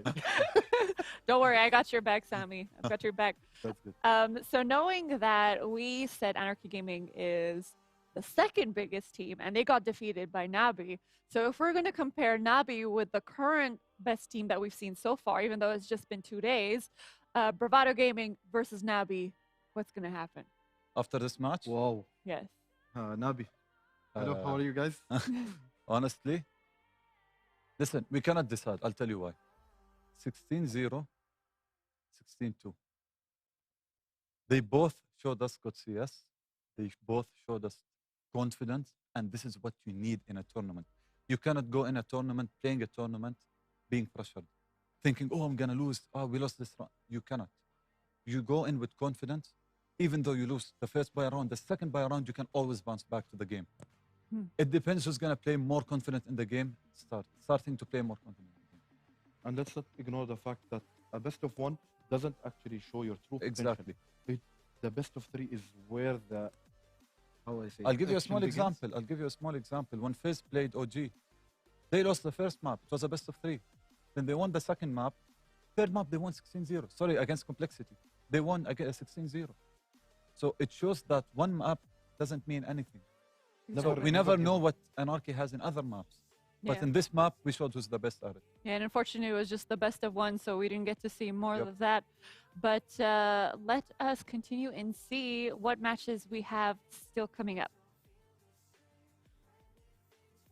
So for the tournament qualifiers, just to remind you guys once more, day one, we already have 3 amazing games. We had, Mott Sports versus Bravado Gaming. Bravado Gaming swept completely. Gavaldic versus Mayo Addicts. Mayo Addicts coming up at top. X Gaming versus GP2 AIM. GP2 AIM scoring that win. And for today, we witnessed 80,000 versus Tenacity, the closest game that we've had so far. Tenacity managed to snipe the win there. Rage quit, unfortunately, Rage quit, so we didn't manage to see that game. And we just had Nabi Valeria versus Anarchy Gaming, showing us that we can be the rookie, we can be unheard of, but we can take down the strongest. And we have tomorrow's games as well. Don't forget, we still have one more day, for the tournament qualifiers for South Africa, which will be Zero Hacks versus State of Anarchy, not to be confused with Anarchy Gaming. Yeah. And White Rabbit Gaming versus Grey College Secondary. So We'll see some kids playing. some kids playing. Secondary? I'm sure that's not what they mean, but who knows? It could be I possible. mean, it's The not age a of PG death. game. It, This is it could the age. be. We never know. It's not a PG game, so why not? It's fine. I mean, I mean, the best players coming out now are 14, 15 years. That's very true. I mean, we see a lot of huge prize pools like the tournament that we have here by Legion by Lenovo. And we hear in the news it's someone in their young teenage years winning the prize money. And a lot of people are getting more and more convinced, you know what, maybe esports is a good career path to go on, which is, great for us to hear since we are, the OGs, the first generations of gaming. I mean, So you have an example, Boris. Boris is very young. very young. Very young. He's an Arab player from He's Jordan. an Arab player from Jordan. He used wow. to play in our league, 14 years, 13 years old. amazing. 14 He years used old. to wreck all of us. He used to destroy us. I'm serious. Not He used even to destroy us. ashamed. Yeah. I'm actually proud. You know why? Because we have that player. We have that player in our region. We played with that player. That player now is an endpoint. Well, And he's doing amazing. You have 2 players also. If you want to talk about young players, you have a player called Frozik from Ukraine, I believe. And He's only 14 years old and he's playing in the Wow. first professional league, Amazing. FPL, which is like the top level league in the whole world. so again, underestimating shouldn't be applied to age Exactly. either. And you have Should be Monsi, applied. another player, Monsi from Ukraine. He's playing in Navi Junior Yes, from the age of 14 till 16, and now No, G2 G2 bought acquired him. Yeah. that is amazing. 16, he's entering a professional To team. play with the legends and OGs, against them, with them. I mean, wow. Well, Yeah. speaking of the large prize pools that a lot of teenagers are winning, let's check out our very own prize pool that can be up for grabs for any kind of age. Anyone who's competing, doesn't matter. $12,000 for first place. That, I mean, that is just huge. That is huge, and definitely something that a lot of people will be striving for, no matter what age, what country, what origins they're from. They definitely want to try really hard, not just for the money, but to represent, to prove themselves. And second place, we have 5,000, and for third place, we have a whopping $3,000. So this is something definitely that people should be putting their all in. No underestimation, full of confidence. What else? What else is key to make sure that you are eligible to get this prize Honestly, pool? first I want to thank Legion for giving us such a tournament, such a prize, to give our region a chance to show who we are, to show that we have CS:GO players. Such a tournament actually means a lot for our MENA and region. Like, Definitely. We're super happy to have this kind of platform and to be part of this whole tournament, to give them a reason to play, to prove themselves, to show how skilled they are. And I will be asking you some advice to be giving to our future esports players. But first, let me tell you about the $50 that we have up for grabs to be involved into your Steam wallet. All you have to do is go to gaming.lenovo.com. You can either post a clip from the broadcast or you can go and vote for your favorite team. And while you're there, just browse around, see maybe you like something else. And another offer that we have exclusively for South Africa, with every purchase of a Lenovo product, you will get a free pair of Lenovo headsets. But make sure you do this quick because it's only available from the 13th to the 16th of December. Just click on the description below and it's easy as that. So analysts, now that we come to the close of our second day of the tournament qualifiers, what kind of advice would you be giving for any aspiring esports players, people in the audience and the viewers who think, maybe I should get into this? Is this worth it? Should I be putting so much time into esports? what do you think? I think the most important thing as veterans is to actually support them. Let's say if we see a new player coming up in the scene and he's actually talented, let's say we give him the courage. We actually inspire him so that he plays freely and wants to become more and more better. My advice is to actually encourage this kind of people, the new generation, and also study. Stay in school, however. Stay in school, kids. Yes, and Stay in school. you just need to manage your time. If you are a professional player, props up to you. Good luck. I aspire to everyone to encourage each other. That's very wise words. How about you, Hope? Do you have any closing statements before we end? I mean, for any team who plays and practices, if you have if you lose 16-0, 16-1, 16-2, this is where you should know that you're gonna start learning and winning more and more. This is when you're gonna start learning from your mistakes. You shouldn't give up.